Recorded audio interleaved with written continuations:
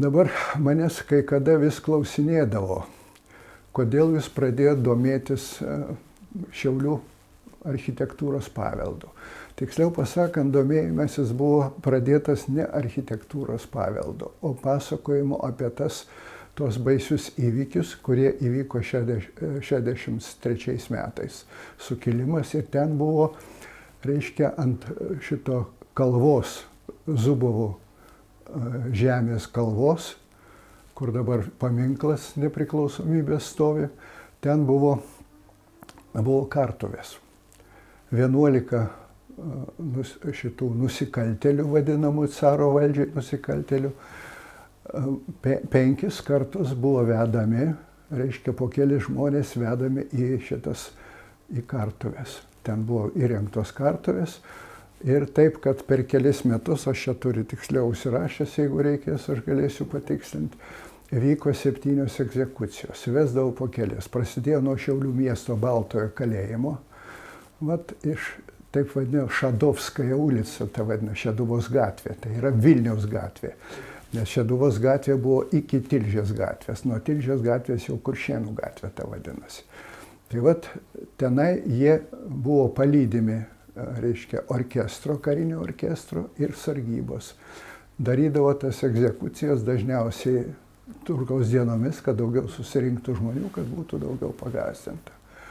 Tai buvo 11 pasmerktųjų per tą laiką atlikta bausmė ir jie iškabėdavo kurį laiką, nes nuo dabartinės geležinkelio stoties, be abejo, tai dar nebuvo, buvo gerai matomas ta sukilėlių kalva. Ir kada dėdė, kuris mokėsi Šiaulių gimnazijoje, sodino medelius, tenai klevus sodino, liepas sodino, alyvmedžius, taip kad rado kaulus išmėtytus, išbarstytus, o pasirodo, kada iškabėdavo tie sukilėliai po savaitę, po 2 sukilėliai iškabėdavo, juos, reiškia, numesdavo į kazokai kojomis, reiškia, sutrypdavo juos. Tai tokia buvo egzekucija aprašyta istorikų. Tai panašiai vyko ir Vilniuje. Tai man šitie pasakojimai turbūt tiek buvo įstrigę, kad buvo įdomu sužinoti, kas tie buvo sukilėliai. O dabar patikslinkim, čia jums senelis pasakoja? Man senelis pasakoja. Jis buvo mažas vaikas tuo metu, ar ne? Aš buvau, kada kokių gal 5-6 metų pradėjo pasakoti. O senelis irgi buvo mažas vaikas, kai matė egzekucijas tas, taip? Prosenelis. Jis buvo paauglys tada. Jis paauglys gyveno, matė, kiek jis galėjo būti, 16, kokį 17 metų matė tas egzekucijas. Tai šeimoje dažnai kalbėdavo, pasakodavo apie tos sukilėlius, kaip jie buvo nukankinti. Ten buvo vėliau 40 metais numuštos tos pavardės, nukaltos pavardės ir ilgą laiką nebuvo. Dabar muziejus atstatė, reiškia, tas visas pavardės ir užrašytos yra paminklė, man atrodo, metaliniai plokščiai, ten yra tos pavardės atlietos visos. Taip, kad į mokyklą kelias ėjo Sukilėlių gatve. Kadangi aš mokiausi Valančiaus gatvėje, Valančiaus ir Aušros alėjos kampas, kur dabar yra muziejus. Ten dar muziejus buvo po karo apdegęs, 44 metais buvo sudegę ir mes mokėmės priešingoje gatvės, Valančiaus gatvės pusėje, tokiam geltonų plytų gerai įstrigotas pastatas, gyvenamajam name, 2 klasės ten buvo įkeltos. Ir mūsų klasė, 2 skyrius, tada ne klasė, bet skyriai vadinasi, buvo įkelta į šitą gyvenamąjį pastatą. Šeimininkų nebuvo, ar jie ištremti, ar jie pabėgę, buvo neaišku. Dabar pastatas pertvarkytas. Kada baigė paskutinius metus, man atrodo, prieš paskutinius metus baigė remontą šito muziejaus ir mus perkėlė jau į muziejaus patalpas. Mokėmės, gerai prisimenu šitas patalpas, pirmam aukšte. Jeigu žiūrint į fasadų į priekį, tai būtų dešinėje pusėje, langai buvo į Turgaus pusę. Ten kažkada tai buvo parodos, o ten paskui buvo turgus. Tai jau aš ten eidavau pro Sukilėlių kalnelį ir vis matydavau, vis man būdavo noras sužinoti, kada mokytojas Murkienės paklausdavom ir sakydavau, jūs vėliau sužinosit dabar. O tai sakykit, jūs gyvenot toje pačioje vietoje, kur gyveno ir jūsų senelis? Taip, aš ten gimiau. Pagyžių ir... Taip. Ir kokia gatvė tuo metu vadinosi? 863 metų gatvė. O dabar? Dabar Sukilėlių gatvė. Sukilėlių gatvė.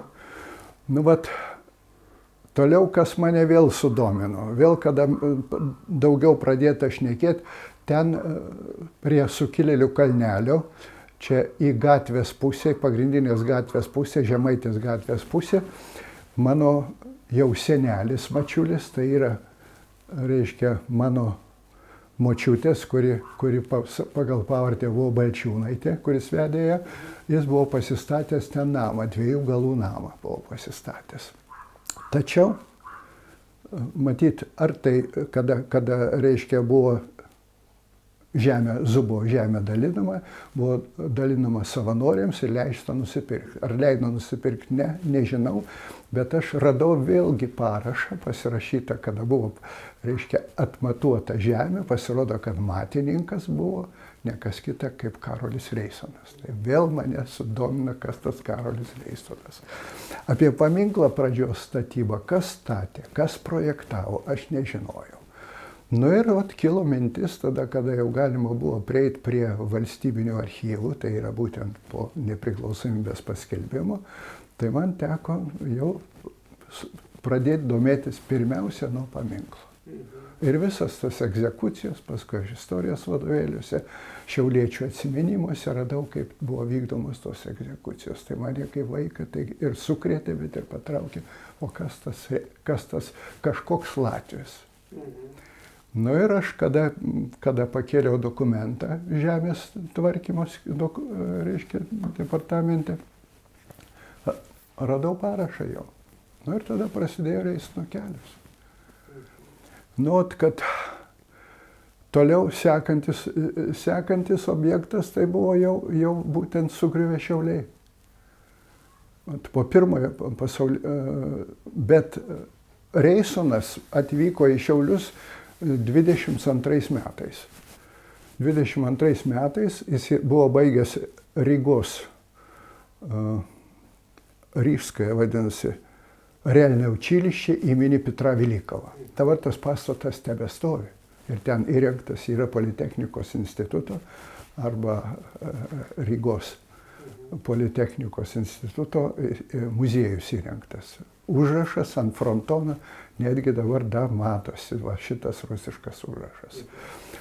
Šitoje mokykloje vėl kas įdomu, Marcelinas Šikšnys dirbo, kuris mokėsi Šiauliuose, dėstė matematiką. O dėstoma tuo metu buvo, reiškia, rusų kalba jau įvestas dėstymas. Tačiau caras uždraudė dėstymą rusų kalboje, o daugelis dėstytojų toje mokykloje buvo Realnės mokyklos, reiškia, kada pertvarkyta Petro Didžiojo mokykla, kalbėjo vokiškai.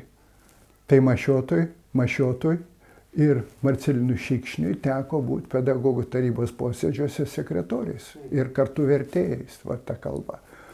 Tai Reisonas būtent vėlgi surištas, užsikabino už Reisoną būtent Rygoje. Tenai. O klausykit, jūs paminėjot, kad matėsi Sukilėlių kalnelis nuo geležinkelio važiuojant, kur dabar... Žiūrint į tą pusę, į dabartinio Turgaus pusę, į tą Kalvos pusę, matėsi Kartuvės. Nuo geležinkelio stoties, nuo geležinkelio šiaip geležinkelio? Nuo stoties. Nuo stoties matėsi tiesiai viskas, tai čia laukai buvo? Laukai buvo visiškai laukai. Todėl pasirinkta ta vieta buvo specialiai, kad matytų, kad daugiau pagąsdinti žmonių. Ten įdomių istorijų yra labai. Vienas sukilėlis norėjo susituokti prieš mirties bausmę ir parašė carui prašymą, kad leistų. Tačiau Muravjovas nesutiko ir bausmę atliko pakariant. O dar norėtųsi, vėlgi gal einant toliau jau prie Reisono ir kitų dalykų, vis dėlto kaip atsidūrė jūsų protėviai Šiauliuose? Balčiūnas minėjot, Mačiuliai, nuo kelintų metų jie gyvena Šiauliuose ir paaiškėtų, kurios kartos jūs esate šiaulietis. Nu, kiek aš žinau, prosenelis jau gyveno turbūt po 63 metų sukilimo, po 63 metų sukilimo. Dabar susitokė dukra jo dukra Balčiūnaitė Sofija. Susitokė, tai man atrodo, kokiais galbūt 11 metais, kadangi pirmi vaikai gimė buvo. Ji jauna buvo, reto grožio moteris buvo. O jos vyras, Mačiulis Juozas, jis buvo kilimo nuo tos pusės į Kelmės pusę, ten prie Dubysos kažkur, tai čia netoli, toje vietoje turėjo žemės. Kada vedė, gavo tą žemės sklypą, ten pasistatė namą. Pagyventi buvo sunku, kadangi daug vaikų, didelis skaičius tų vaikų, 11 buvo gimusių, 9 išgyveno, 2 buvo mergaitės gimusios, viena tai mano mama, o kita nužudyta kareivių buvo 45 metais sausio 30 dieną. Ten vėl atskira istorija, labai ilgai pasakoti reikėtų, bet tai surišta būtent su panašiais dalykais, kaip dabar, kad vyksta Ukrainoje. O dabar, sakykit, Saladžinskas, jūsų tėvo pavardė, taip? Saladžinskas, aš parodysiu galbūt iškart ir ką turiu, tada parodysiu, Jūs galite tiesiog atsukti kamerą. Čia galima pasižiūrėti, tai datuota 35 metais, vasario 27 diena, mano tėvukų santuoka. O apie šitą giminę Saladžinskas, kaip jie Šiauliuose atsidūrė? Kaip tie Salaschedinovai atsidūrė? Taip. Atsidūrė taip, kada mano, galima sakyti taip, senelis iš tėvo pusės, Salachiddin, jis gyveno Vidurinėje Azijoje, kur nežinau, aš bandžiau aiškintis, Uzbekistane, ta pavardė paplitusi ir Uzbekistane, ir Tadžikistane. Tai buvo Turkestanas. Ten buvo chanatai atskiri.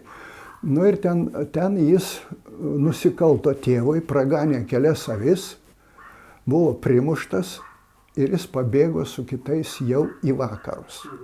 Paauglys pabėgo į vakarus, daugelis tų paauglių gyveno Varšuvoje ir jis įsikūrė ten kepyklas, tai musulmonai turėjo geras ir jis įsikūrė toje kepykloje.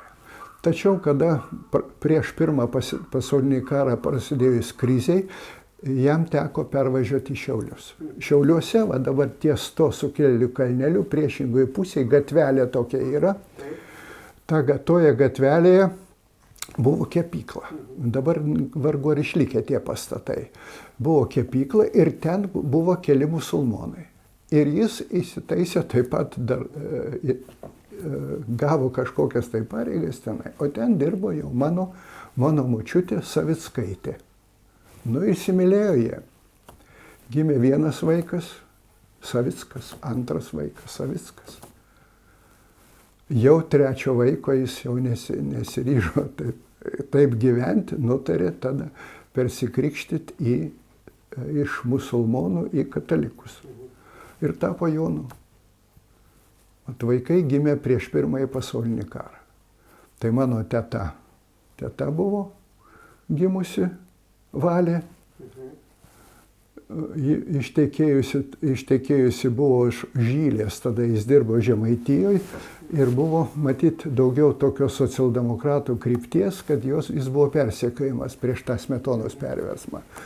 Ir teko atskirai gyventi slapstytis. Gyveno Darbininkų gatvėje, tokiam namelį Šiauliuose, žinot turbūt, kur Darbininkų gatvėje.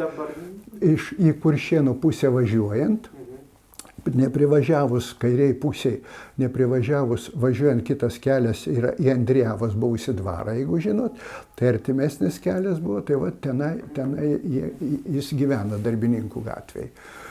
O jau sūnaus likimas jo, tai irgi buvo tragiškas. Sūnaus vokiečiai 43 metais į 14 metį suėmė Turguje ir išvežė į Reicho darbo tarnybą. Tai vat iš jų pusės kas buvo. Kitas reiškia, tėvo brolis Brazilijoje žuvo. Nu ir trečias buvo Juozas, karo dalyvis, jūrininkas buvo, geras muzikantas, grojo šitam laive Smetona, triubočius buvo, per šventės grodavo. Karo metu jis buvo paimtas į sovietinę armiją į laivyną. Nu ir vat ten atsitiko taip, kad nuvažiavo atgal ten aplankyti pažįstamų ir dingo be žinios. Ten matyti simpatiją turėjus ir tas vyras ar kas, nežinau. Taip, kad tėvas liko vienas, o jo dukra, jo sesuo Valė, ta sesuo Valė viena gyveno, kadangi tą sūnų vokiečiai ištrėmė. Paskui jis pakliuvo, buvo straipsnis apie jį. Man atrodo, kad Švytury buvo Litvansai į Sloveniją. Toks straipsnis. Litvansai iš Slovenijos. Reiškia, jis pabėgo iš ne Reicho darbo tarybos, bet buvo jau karo pabaigai į Luftwaffe. Jis buvo pašauktas, eilinis kareivis buvo. Ir jis iš ten pabėgo į partizanus. Pabėgo į partizanus Jugoslavijoje ir paskui matyti, Slovenijoje pakliuvo, o kada išvaduota buvo amerikiečių zona, jis pakliuvo į Briuselį. Ir Briuselį dirbo. Tėvas buvo kairiųjų pažiūrų. Nu, jis čia tikėjo viso to idealių gyvenimų, pradėjo šnekėti, kad čia labai gerai gyventi, jam davė 48 valandas, kraustykitės į gerą gyvenimą. Tai jis atsikraustė. Susitokė su viena tremtinė, vokiečių tremtinė į Karaliaučių, jau kur moteris buvo, kaip čia pasakius, tapusios negalinčios gimdyti. Vokiečiai šitaip elgdavosi su to moterim, o ji buvo vietinė šiaulietė, iš tų šiauliečių zapadnikų. Kapinės atskiras turi, ten ta cerkvė. Tai jie susitokė. Nu ir gyveno kartu su tėvu. Tėvukas mirė, bet jis jau miręs. Tai buvo įvairių kalbų ir apie jį, galvota, kad jis verbuotas ir saugumo, bet iš jo viską atėmė, pinigus, santaupas, viską atsikėlė į tėvų kolūšną, jie plėtėsi, gyveno ir taip toliau. Tai dabar ten vieną kartą, kada aš buvau nuvažiavęs aplankyti, nežinojau, kad mirė, niekas nepranešė. Jų augintinė nepranešė. Tai patenko į tą sklypą, kaimynai mane sustabdė, nevaikščiai, čia įkrisit į šunį dar ko gero. Tai tokie likimai yra iš mano tėvo pusės. Iš mamos pusės mačiuliai. Tai buvo Juozas, Stasys, buvo ir Antanas. Tai visus tėvas mačiulis jau tos vyresnius sūnus išleido mokytis ir jie mokėsi gimnaziją, Šiaulių gimnazijoje mokėsi. Šiaulių gimnazijoje besimokydami, vienas paskui įstojo į seminariją mokytojai, nežinau ar baigė ar ne, dirbo teisme sekretoriumi, vienas išsikėlęs buvo į Kretingos rajoną, Juozas buvo išsikėlęs į Kretingos rajoną, ten buvo gavęs žemės, buvo iš žmonos pusės, kaip kraitį buvo gavęs. Nu irgi siaubingas gyvenimas buvo toks, kadangi dirbo teisme sekretoriumi, ir jį privertė dirbti apylinkės tarybos pirmininku. Tarybiniais metais įsivaizduoju, kad tai reiškia kolūkio organizavimas. Ir paieškos jo teko slapstytis, kadangi reikėjo agituoti už kolūkius. Panašiai kaip tam filme Donatas niekas nenorėjo mirti, panašiai padėtis. Tai kitas reiškia sūnus, jau iš jaunesnių sūnų Vincentas, aš čia turiu nuotrauką. Nuotrauka, jis baigė poligonė mokymus, o čia kaip tik tais metais. 41 metai. Kaip tik tai jau paskutinė Lietuvos kariuomenė. Ir tremtis prasidėjo. Vilniuje geležinkelio stoty, jie uniformuoti, geležinkelio stoty nori pervažiuoti į Šiaulius.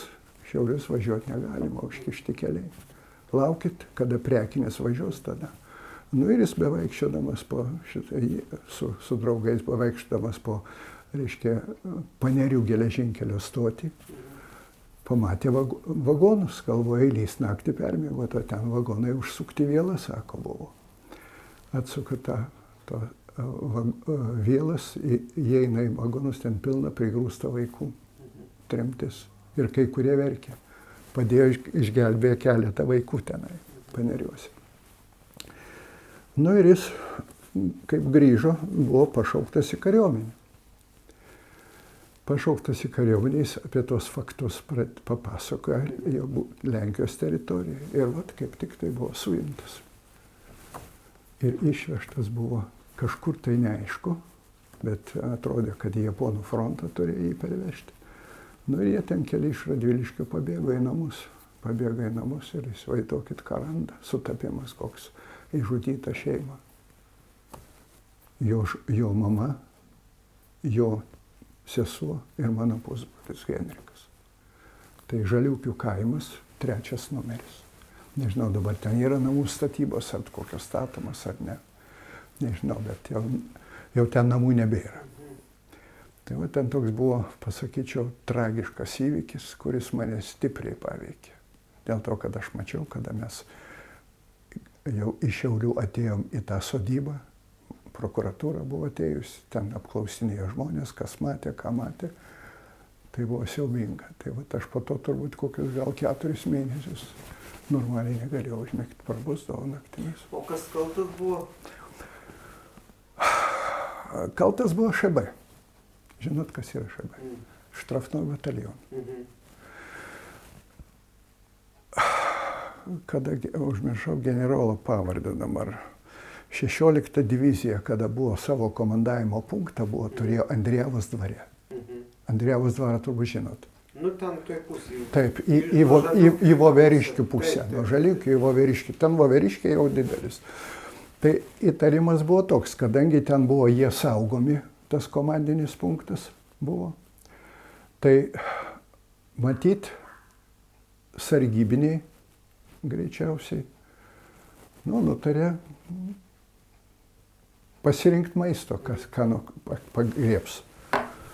Ir atėjo į Žaliukį 3 numerį tenai. Atėjo į tą 3 numerį ir pradėjo kratas dalyti. Pasakė, ką mes darysim kratą, jūs vagėt, reiškia, produktus, neduoda tarybinė armija. Darė kratą, rado spiritą, mano broliukas sunkiai sirgo. Ten tos spiritinės lemputės virdavo apkasuose valgyti. Ir jie pasigėrė ir išprievartavo mano krikšto motiną. Aš tada nežinau, kas tai buvo, man buvo 8 metai. 3, vienas buvo matyti toks jau europietiškos išvaizdos, o kiti siaurakiai buvo. Ir rytą tada nutarė, mes pabėgom visi, pabėgom per tą Vijolės upelį. Vijolės upelį, bridom per Mikaliūnus, ten iki to tilto, kuris Vijolė tiltelis geležinkelio maždaug ten nubridom toliai. Ir nuėjom į komandinį punktą pas generolą klausti, pasakyti, kokia padėtis. Kad sako, pas mus kareivių nėra. Patikrina, atsiųskite iš sargybos, atveda juos, visus 3 atveda. Jie prisistato, kad jau mus pažįsta. Kadangi žinojo pasakojimą, Karvelis, generolas Karvelis. Generolas Karvelis nuplėšė antpečius ir pasakė, jie yra iš ŠB. Ir daugiau to nebebus. ŠB, vėliau aš tą žinoma sužinojau, kas ta ŠB ir taip toliau. Ir vat, tai buvo vasara, kada buvo, man atrodo, Liepos mėnesį.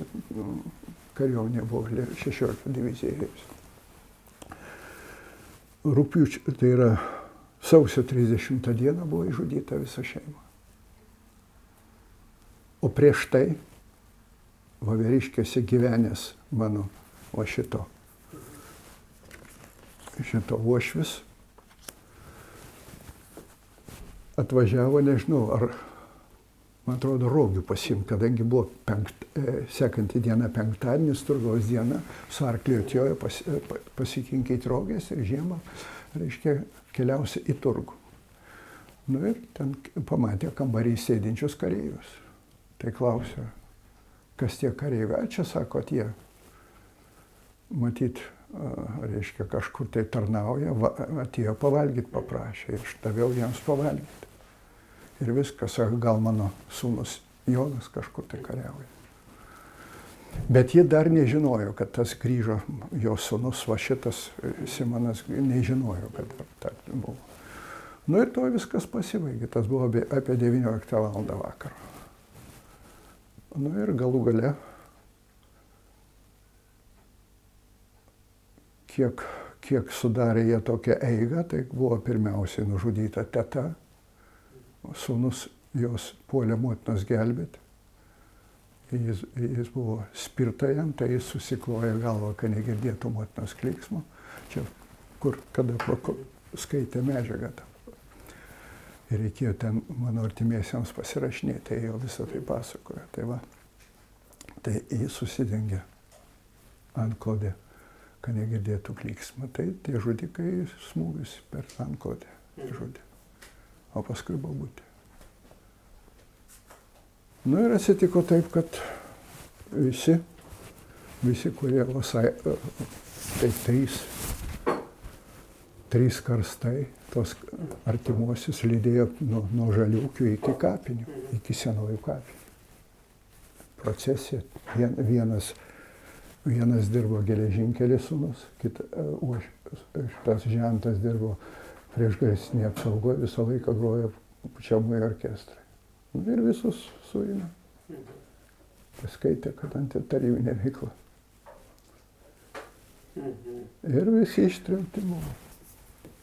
Tai pas šį aš lankiausi. O po to tos žudikus... Niekas neieškojo. Vat aš niekaip iki šiol nerandu. Niekas neieškojo. Bandžiau aš mirties liudijimus ieškoti. Civilinės metrikacijos skyriui. Tai parašyta, kad, reiškia, Mačiulienė ir Urbonienė, tai yra Mačiulytė, mirė. Mirties priežastis neužrašyta, mirė, ir pats mačiau savo akimis. O Henrikas, tas, reiškia, sūnus, ir niekas neparašyta, kad net nebuvo. Tai va tokie dalykai. Nu, paskui, kada jau tekdavo ateiti, man būdavo nejauku šitose namuose. Persikėlė mes gyventi į miestą, vokiečiai traukdomėsi padegė miestą, iš ugniasvaidžius padeginėjo miestą. Šalia mūsų buvo žydų namas, padegė, šalia senelio Juozo, kuris prie Sukilėlių kalnelio gavęs sklypą namą, padegė, ten kiti gyveno žydai, padeginėjo, pamatė, kad galvoja, kad žydai išsikėlė ir padeginėjo, ir viskas likom be nieko. Bet visi gyvenom ten šalia visą laiką pastoviai, pas tokią senutę. Senas namas dabar išlikęs, tai tokia, jeigu prisimenat, Vytauto gatvėje buvo ąžuolas didžiulis, ten gatvę platinant jį nukirto, buvo kaštonas prie namų, nukirto jį. Tai o tai nedaug, tai maždaug toje vietoje ties Sukilėlių gatvė. Va, čia ta sodyba buvo ir mes toj prastoj sodybai gyvenom. O dabar ką prisimenat, ką iš karo metų? Vis tiek vyko kovos, vat jūs paminėjot, vokiečiai degino. Buvo kalba, kad rusų aviacija bombardavo smarkiai miestą, kai norėjo atsiimti iš vokiečių. Taip, tokius dalykus. Šitos gerai žinojau. Dėl to, kad Klaipėdos kraštą išvadavo žymiai vėliau. Ir žmonės kalbėdavo pas tą, reiškia, to namo sode, ten aplinkiniai gyventojai įsikasėm zigzaginį tokią apkasą, kur uždengta, kad jeigu apšaudytus skeveldros, kad nepaliestų, va ten mes slapsydavomės. Tai maždaug iki Kuršėnų, apie Kuršėnų, ten dar nebuvo išvaduotos tos žemės, atvažiuodavo šarvuotas traukinys ir iš patrankų apšaudydavo miestą. Miestas buvo apšaudomas.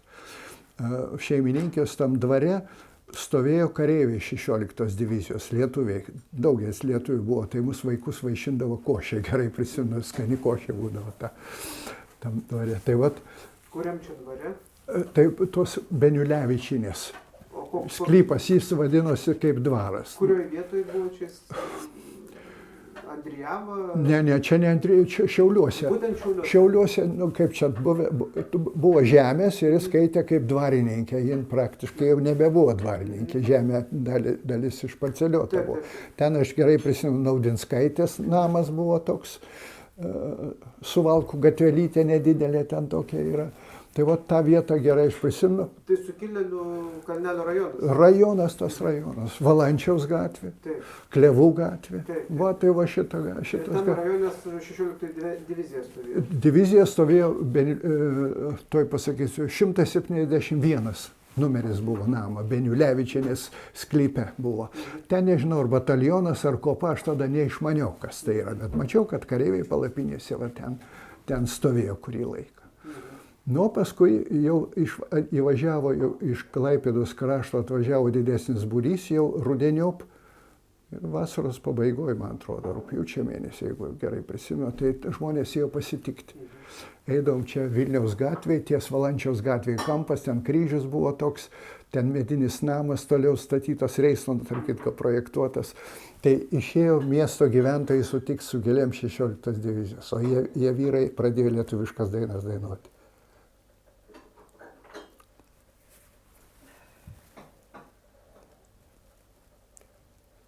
Tai va tas, pasakyčiau, labai sujaudino.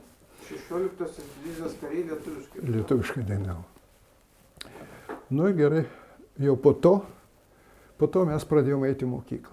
Kelias į mokyklą, kaip aš kalbėjau, tai buvo per šitą gatvę, Sukilėlių gatvę, per Turgaus kampą, link Valančiaus kampo, Valančiaus ir kur muziejus. Ir ten buvo mes vienus metus mokėmės šitam pastate. Pas Murkinį. Tai mieste buvo iškastos slėptuvės, kaip jūs pasakojate?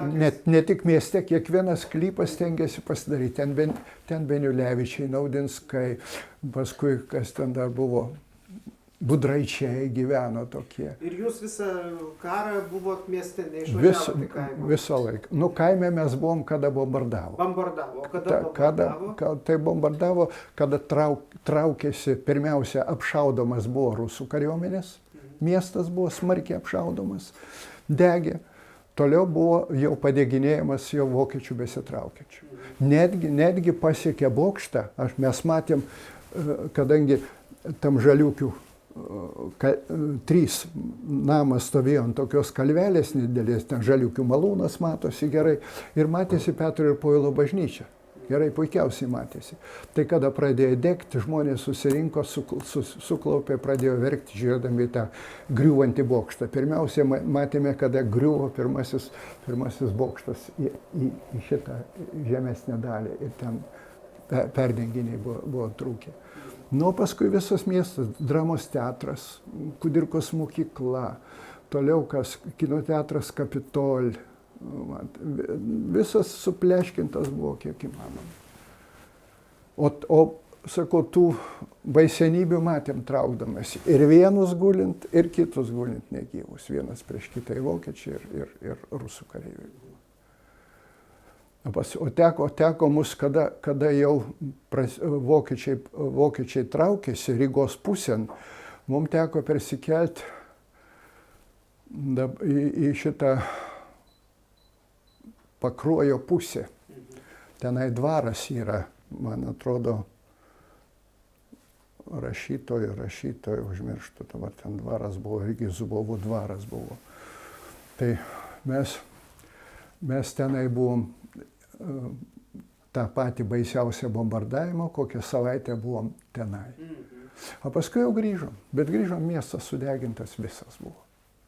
Jeigu tikėt, be abejo, kad nėra ko abejoti, Jackus Sondeckis rašė, kad miestą buvo apie 90–92% sudegusių pastatų. O jūsų namas? Mūsų namas vokiečiai sudegė. Tėvas matė, kai degė, negesino, tai mano močiutė sako, kol negesinai, sako, jeigu aš būčiau gesinęs, mane būtų taip atsitikę, kaip kitam kaimynui, jį nušovė vokiečiai. O gerai, kur jūs tada gyvenot grįžę? Tai gyvenom priešingoje gatvės pusėje, kur yra, reiškia, priešingai gatvės pusėje pas tą buvusi dvarininkė Beniulevičienė. Ten dabar aplūžęs namas, ten yra, nu, ten apie ją buvo įrašyta spaudoj, kad niekas neprižiūri tų namų, nu, ten nusipirko kažkas, šeimininkų jau senai nebėra. Tai vat pas to šeimininkus kambarys ir virtuvė gyveno. Mano kelias tada buvo jau, kada ėjau į mokyklą, tai būtent iš ten tiesiai per Sukilėlių gatvelę. O paskui, kai baigiau 47 metais, kada, palaukt, kad neklystu. Taip, kada baigiau pradžios mokyklą, tada kelias būdavo tiesiai į mokyklą. Mūsų mokykla tada buvo prie Jurgio bažnyčios. Ten, kur dabar yra laidojimų paslaugų patalpos. Vienuolynas. Vienuolynui priklausė ir tenai buvo tokia koplyčia. Tai mes toje koplyčioje buvo gimnazijos klasės, 2 klasės. Įsivaizduokit, pertvaros jokios rimtos nebuvo, lentomis per tvertą, ateidavo mokytojai ir vieną šneka ir kitą šneka. O paskui mes visuose bėgiodam po tos. Va, direktorius tuo metu buvo Jonas Vencius. Tai tiesiog, jeigu aš įstojau tada į 1 F klasę, 6 paralelę klasę, tai po metų tapau jau nebe 1 F klasės gimnazistų, bet 1 C klasės gimnazistų. Toks nubyrėjimas, prasidėjusios tremtys, visa kita. Tai paskui, nu, žmonėms sunku buvo. O kelintais metais Januolio gimnazija, Januolio vidurinė mokykla buvo, taip? Pradžioj gimnazija buvo, kai aš įstojau, dar buvo gimnazija. Paskui pertvarkyta buvo į vidurinę mokyklą. Ir mes mokėmės, bėgiojom po visą miestą. Dabartinėje Šalkauskio gimnazijoje, ten tada buvo, vadinasi, Rygos gatvė buvo. Šalkauskio gimnazija buvo išlikusi. Tai dalis pamokų arba po pietų mes eidavom į kitą mokyklą. Mokytojai lakstydavo iš Kražių gatvės į Rygos gatvę, į Šalkauskio buvusią pradžios mokyklą. Kiti mokėsi Zubovo rūmuose, kurį laiką buvo. Išbarstyta buvo. Buvusiam pašte, senajam pašte, turbūt nežinot, kuris gali būti. Projektavimo institutas, kur buvo. Visiškai teisingai ten pradėjau, nebėra to pastato. O tarp kitkai įdomu, kad šitos pastatus atstatinėjo būtent Duždušauskas, Baltarusis. Tai vat vieną pastatą jis išlaikytas yra, bet kuo baigsis, nežinau, žinot. Centrinis paštas, Šiaulių miesto. Centrinis paštas. Taip, Duždušauskas. Apie jį čia atskirai galima būtų kalbėti visiškai. Bet jis jį ir suprojektavo, ne tik atstatė. Jis suprojektavo. Ne interjerą projektavo, kas mane vėl nustebino.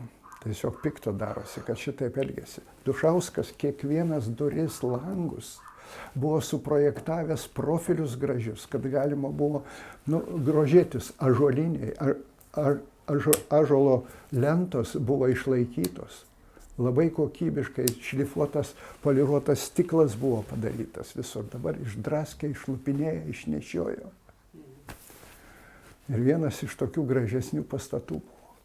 Gerai, o aš ten šalia mūsų kino klubas yra Aušros alėja 15, kampinis ligonių kasos pastatas. Ką apie jį galit papasakoti? Vladas Bitė. Taip. Vladas Bitė suprojektavo, ten užsakė jau Jackus Sondeckis šitą pastatą. Ir ten buvo ligonių klubas. Vat vėlgi įdomu. Tai buvo vienas iš tokių gražesnių, jau, pasakyčiau, modernistinės architektūros pastatų. Ta gatvė tapo, turiu omenyje, Aušros alėja, modernizmo gatvė. Visa gatvė buvo. Vat ten vėlgi, kada buvo projektuoti pastatai, pavyzdžiui, Kaune, su galimybė praplėsti ir projektuotojai projektuodavo, kad plėsis ir galima būtų nesudarkius projektą, padarydavo priestato dalį. Lygiai tas pats buvo ir su šito pastatu. Ten į Arklidės buvusias, kur dabar teismas yra, į Arklidžių pusę turėjo būti pratęstas šitas pastatas. Viena dalis kita. Paskui įsikūrė partijos miesto komitetas ir komjaunimo komitetas. Įsikūręs buvo. Dabar... O apie interjerą, ką galėtumėt pasakyti? Aš čia asmeniškai domiuosi, kadangi mes ten turim patalpas. Nu, interjerą aš mažai ką galiu prisiminti. Nes jūs, pavyzdžiui, pradėjot kalbėti apie pašto interjerą, ąžuolinės duris, visą kitą. Nu, kas laiptai labai buvo gražus. Paskui ten, kada jau mačiau, kavinė buvo įrengta, jau sent kokiais galbūt 65 metais kavinė ten buvo pirmam aukšte įrengta. Man įspūdį paliko didelį tie turėklai, laiptai gražus, tvarkingi laiptai, kas nebuvo matoma. Gražiausias pastatas man buvo muziejus, gražesnis už jį buvo šitas pastatas, ligonių kasos. O paskui kitas šalia pastatas, kada bitei buvo užsakyta, reiškia, suprojektuoti gyvenamą namą vienam iš savininkų. Bitė suprojektavo, nu ir susipažino su jo dukra ir susitokė. Tai tas namas buvo dovanotas. Tai pasakyčiau, gana gražus, jūs turbūt turit nuotrauką. Sekantis Aušros alėja 15. Jo, tai labai gražus namas, bet jis buvo visas supleškėjęs. Kadangi perdengimai buvo mediniai, buvo tik tai metalinės sijos buvo, H formos profiliai, metaliniai profiliai. Ant H formos profilinių, reiškia, tų sijų buvo paklotas grindis. Ir ten tarpe buvo termoizoliacija, ir šita šilumos izoliacija buvo padaryta. Labai gražus namas, dabar sudarkytas visiškai klaikiai. O gerai, tarpe tarp to 15 ir sekančio buvo pastatytas priestatas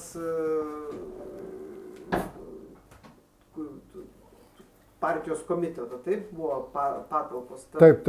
Ten Albertas Ratnikas, atrodo, projektavo architektas tą korpusą. Toj vietoj kas buvo anksčiau iki partijos komiteto? Į kurią pusę? Aušros. Nuo policijos. Nu tai ten pirmasis pastatas ir buvo bitės projektuotas gyvenamasis namas.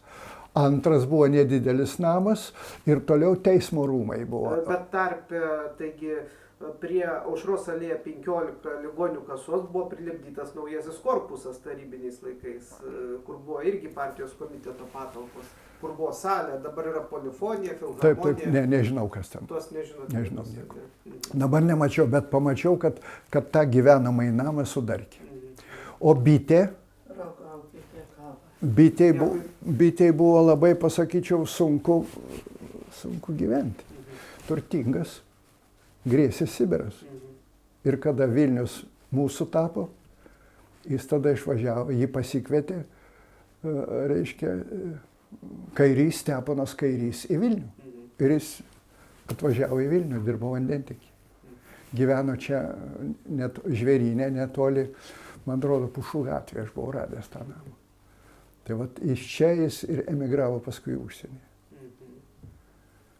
Tai vat, o bitės daugiausiai pastatų, pasakyčiau, buvo tų pastatų pastatyta tokių modernistinių, tai būtent Šiauliuose. Dabar, jeigu imt sekantį pastatą, tai suprojektavo Kriščiukaitis. Apie kurį dabar tiksliai? Teismas, kur buvo, kur milicija dabar. Ten buvo saugumas. Taip. Ten buvo saugumas. Už to pastato, vėl bitės pastatas, vėl buvo, man atrodo, Šaulių sąjungos, man atrodo, rūmai. Tautininkų namai, teisingai. Dabar, kada aš mokiausi, tai ten buvo biblioteka įrengta. Bibliotekos nebuvo, tai ten mes bėgdom į biblioteką pasižiūrėti. Taip gražiai atrodė, ten tie laiptai vėl, tie turėklai tokie gražus. Nematyti mūsų vaikams tai buvo.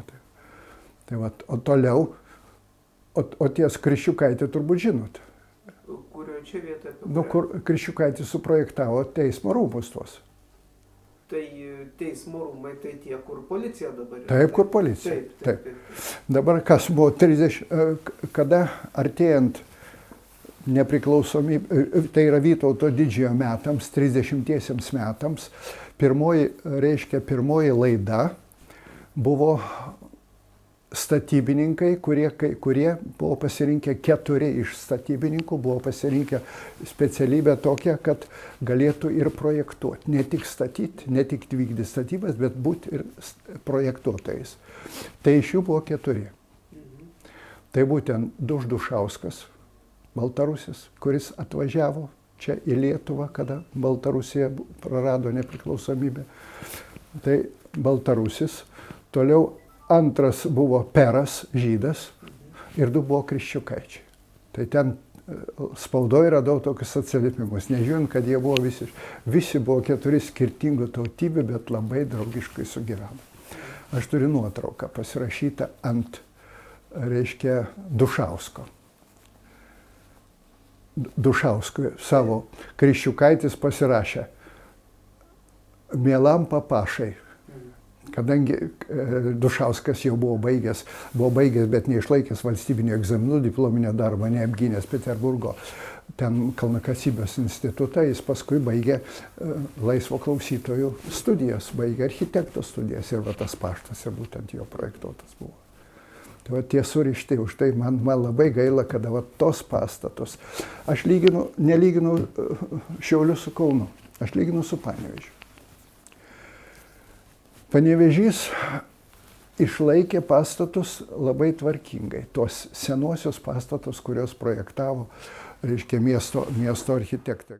Tai kaip jūs iš atstatomo miesto, pokario miesto, ką atsimenu? Nu, ką aš atsimenu? Pirmiausia, tai man įstrigę buvo ypatingai būtent muziejus tas. Mes laukiam, kada sutvarkys tą apdegusį muziejų. Žinojom, kad čia prisikelsim. Ir mes tvarkydom teritoriją. Mokytoja Murkienė mus išvesdavo šaligatvis, o ten šaligatvis buvo tvarkingas, tai nepalyginti, sakysim, tai Vytauto gatvėje, Pagyžių gatvėje negalima sakyti, ten gražiai buvo sutvarkyta ir visada talkos buvo. Man įstrigo va, to laikotarpio kokie momentai. Mokytoja nemoralizuodavo. Sakysim, man, reiškia, prisimenu toks įvykis, kada mokytoja organizavo pavasarį ekskursiją į Žaliukių miškelį. Žino tą miškelį, dabar nežinau, kaip pušinėlis. Jau nukentėjęs smarkiai. Nu ir prieš tai buvo muzikos pamoka. Mokytoja išmokė dainą. Neskinsiu aš gėlelių, tie gėlelės žydi, juk ateis pavasarėlis, jis gėlių pavydi. Ir taip gražiai dainavomės. Ir eidami dainavom. Ir tiesa, kaip grįžom, nei vienas nenuskynėm, nenešėm nei jokios gėlytės. Nereikia moralizuoti. Va šitas paveikė. Bet aš įsiminiu tą faktą, kada mums reikėjo greitai palikti šitą pušinėlį. Staiga, reiškia, prieina vyrai prie mokytojos, kažkoks pokalbis, pakeltų tonų ir mokytoja pasakė, mes turim greit išeiti. Ir mes išėjom. Tai spėjau, kad tai buvo niekas kita, kaip greičiausiai, kad iš ten nuo Voveriškių, ten toliau miškai ir galėjo būti ten iš miško tie broliai. Galėjo būti patekę. Taip mano spėliojimas. Va tose vietose nerekomenduodavo tėvai vaikščioti. Iš vis gal į mišką nelabai? Ne, nerekomenduodavo vaikščioti, bet tekdavo. Pavyzdžiui, vienus naujus metus, tai buvo 2 gimnazijos klasiai, eglutės negalima nusipirkti, turgui nepardavinėja, negalima. Prieš Kalėdas kokį čia gaudydavo tos pardavinėtojus. Nu ir aš ėjau į tą pušinėlį, nusikirsti eglutės. Ten į balos pusę, ten tokia bala yra. Nu ir dar ledas buvo užšalęs gerokai, bet matyt, kada, kol aš nuėjau, ten šiek tiek atsileido, aš nusikirtau nedidelę eglutę ir einu ir įsmukau iki pusės. Tai vat parėjau šlapės. Tai vat. O pušinėlis, kurioje čia dabar vietoj dabar, kur tai būtų maždaug orientuotis? Kas tai galėtų būti, kurią pusę reikia eiti? Kaip čia dabar pasakius? Tuo keliu, kurio jūs, tiesa, nebėra tos pervažos. Nebėra pervažos. Ten, jeigu žinot, išvažiuojant iš Šiaulių, kairiai pusėje pastatytas prastas toks 2 aukštų namas. Kairiai pusėje. Voveriškėse, ne? Taip. Ne, Žaliukėse. Ai, Žaliukėse. Prie Žaliukų yra toks prastas namas. Tai jeigu eit, reiškia, ta kryptimi, tai būtų, taip, pietų kryptimi eit. eiti pietus, o Veriškės būtų į pietus. O tas pušinėlis kairiai pusėje. O jeigu važiuot nuo Žaliukių, ten kelias ėjo į pušinėlį, ten kitas kelias yra. Tai vat galima išeiti tą pušinėlį. Jis netoli visiškai buvo. Bet dabar aš kada buvau nuvažiavęs, bet jau irgi seniai ten nieko. Iškapotas, netvarkingas, ten jau nieko nebėra. Nes bobutė eidavo rinkti uogų, pyragėlius su uogom virdavo taip, kad dabar nieko nebėra. O daugiau iš pedagogų ką tokio prisimena? Nu, dabar jeigu apie Šiaulius pačius, kas man įstrigo, tai man baisi buvo gatvė, Vilniaus gatvė. Jis buvo siaura palyginus. Prieš karą buvo siaura gatvė. Ten kai kurie namai, Preisino projektuoti namai, ten vietoje nebuvo statoma nieko. Va ta dalis, kur stovi nauji namai tarp Varpo ir Tilžės. Tie nauji namai, tarybiniais laikais statyti. Tai toje vietoje buvo labai siaura gatvė.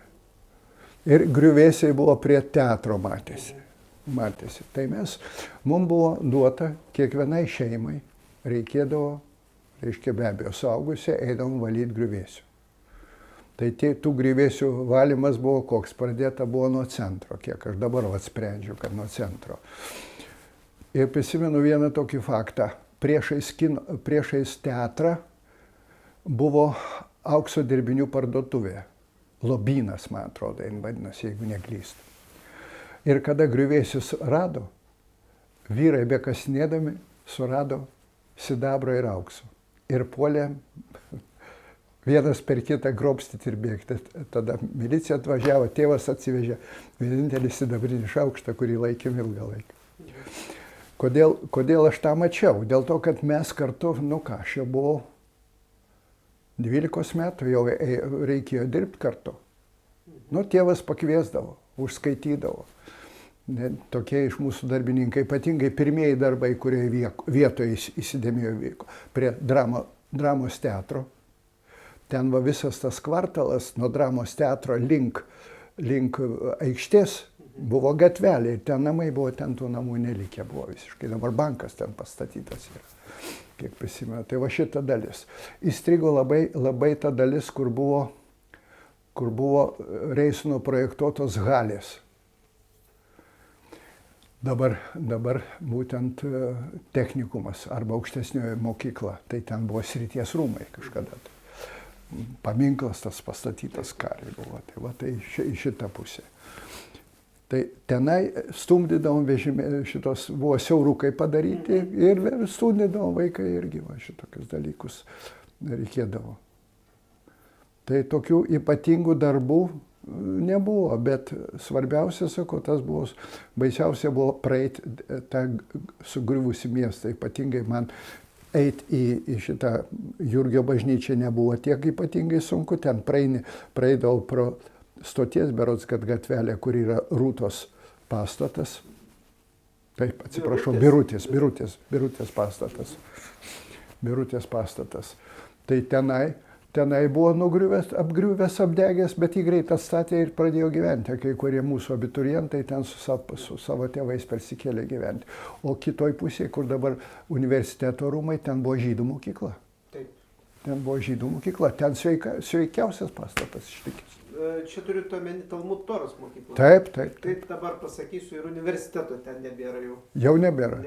Tai ten yra dar paminklas Murkai pastatyta. Ten, kur Murkaitė, mes bendraujam su Murkos anūkėlė, tėvas susitikinėjom, tai jin su savo sūnumi čia tą pastatė tokį paminklą. O beje, Murką minėt iš savo pedagogų, o kas dar padarė įspūdį, sakykime, galbūt iš Janonio gimnazijos? Iš Janonio gimnazijos tai man didžiausią įspūdį paliko Adomaitis.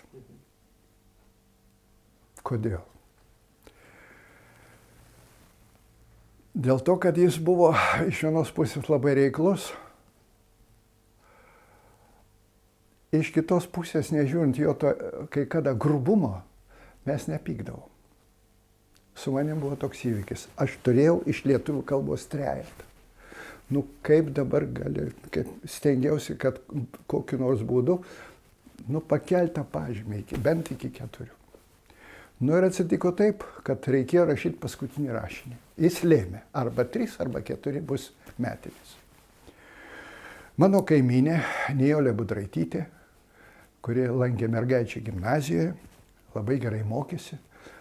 Ir sakau, tu man, Nijolė, duok sąsiuvinį, gal sutaps temos ir aš nusirašysiu. Pas tave gerai rašyta 5 ir aš būsiu laimingas. Nu ir duoda temą. Nepamiršiu, aš iki grabo lentos tos temos. Didžiojo Tėvynės karo lyrika Salomėjos Nėries poezijoje. Žiūriu sutampa. Nu, koks kvailys nenusirašys. Juolab, kad Adomaitis nekontroliuodavo. Jis kiekvienu stilių žinojo ir mokėdavo taisyti klaidas. Ir staiga atneša sekančią nurašytą tą mano darbą, bet aš galvoju, Adomaitis nekvailas, porą kablelių nepadėsiu, kad būtų bent jau. Mano darbas ant viršaus, aš jau pradėjau rausti. Ant viršaus padėdavo tokį darbą, nuo kurio pradėdavo literatūrinė kritika. Ir pastaba, išbraukytas stilius, svetimžodžiai ir taip ir visas sudarkytas raudona, baisu man žiūrėti. Pastaba kokia, nepamiršiu. Nu ir asilas. Manau, kad jau pradėjai valdyti sakinį, bet pasidarei panašus į raudonosios vėliavos Rašeivą. Už tiek prirašyta rašyčiau 3, bet klaikiai atrodo, parašysiu 3 su 2. Ir užrašė NB, ką tai reiškia nota bene, atkreipti ypatingą dėmesį. Tai man buvo smūgis. Nepykau, kada stojau pedagoginį institutą, tada jau juokinga buvau. Išlaikiau matematikos egzaminus sėkmingai ir per egzaminus lietuvių kalbą tema ta pati. Nu, bet aš jau pats rašiau. Mane pasikvietė dekanas. Tai mes siūlytume jums stoti lietuvių kalbą. Aš pradėjau juoktis. Tada paklausė, ko jūs juokitės. Aš paaiškinau. Tai va, Adomaitis mokėdavo privers, bet aš niekad nepamiršiu jo patarimų. Norint ką nors nagrinėti, kokią rašytoją, pirmą, tu turi perskaityti istorinę, susipažinti su epocha, kurią rašytojas rašė. Tai pirma. Antra, perskaityti kūrinį ir pažiūrėti, kaip jis atrodo toje epochoje. Trečia, paimti kritinį straipsnį, kaip kiti galvoja. Tai va šitais man įkalęs buvo. Ir kodėl?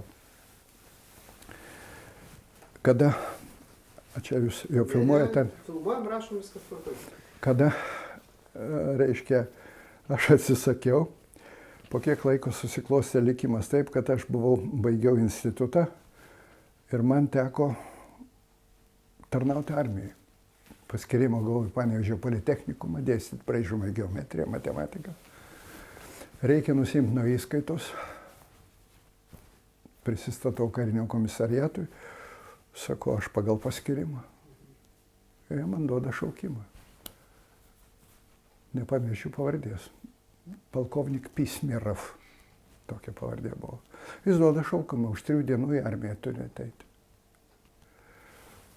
O mes laikėm jau stojimus egzaminus.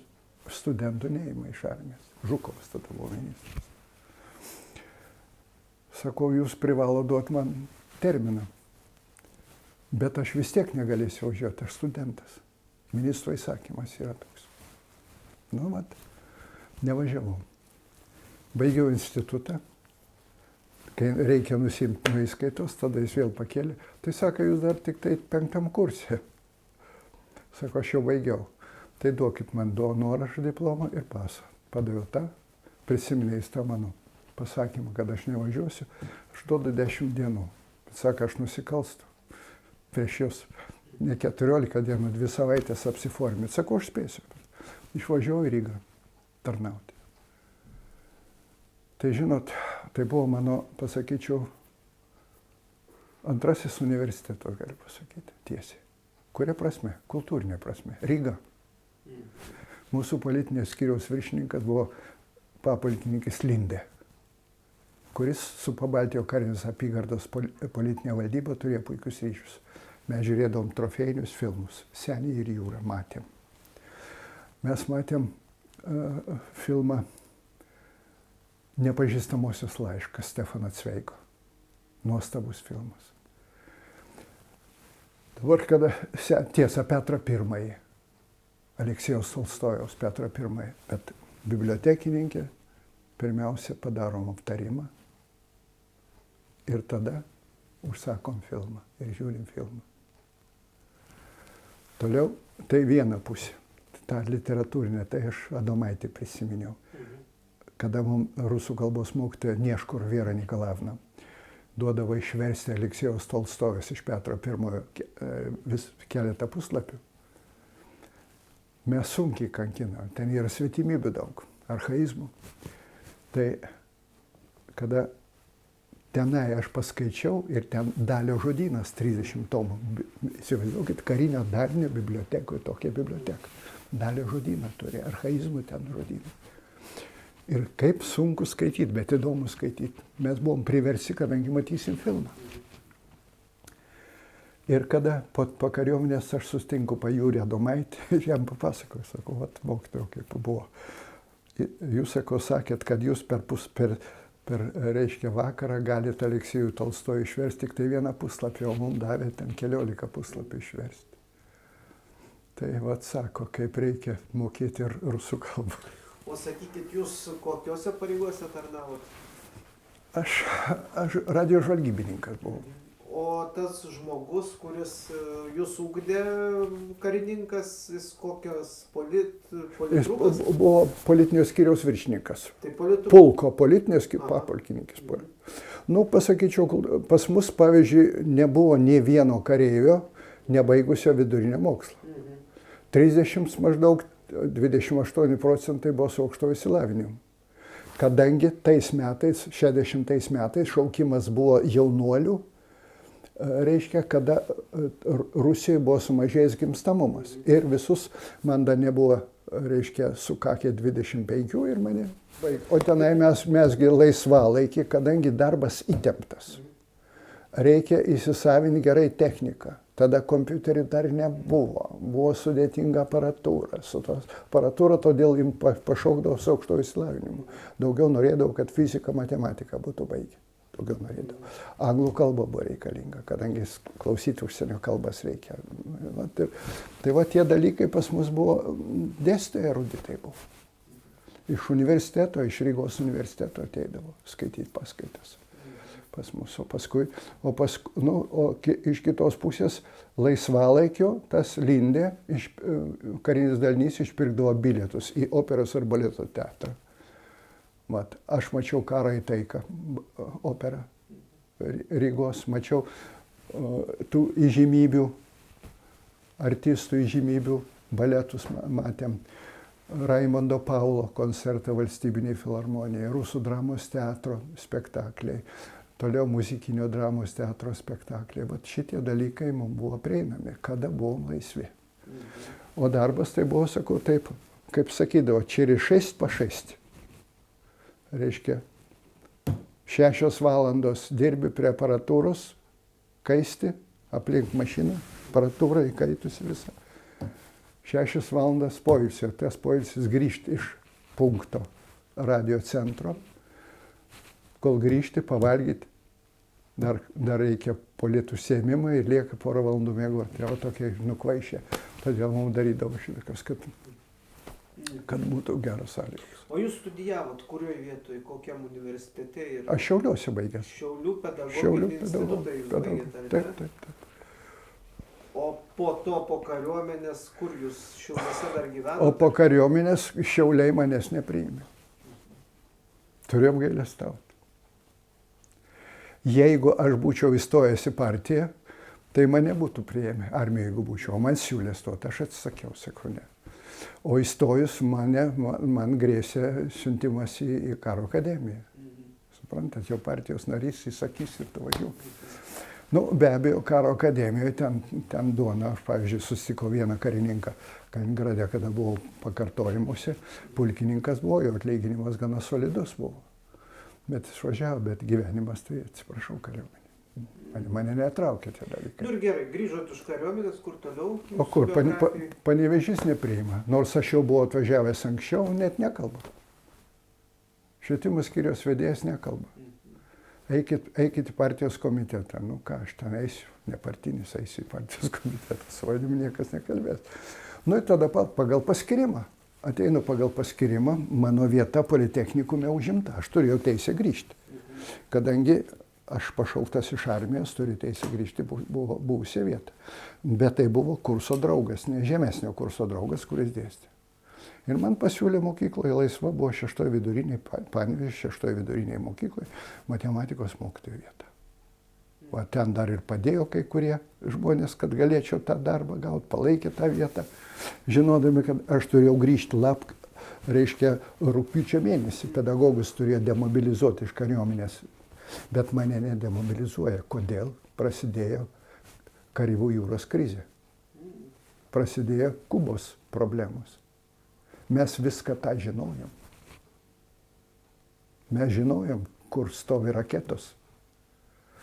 Juk nuvažiavęs tas storasis sekretorius į reiškia, susitikimą su prezidentu, kada buvo, tai jam aiškiai pasakė, amerikiečių prezidentas Amerikos, kad jūs išvežkite savo raketas.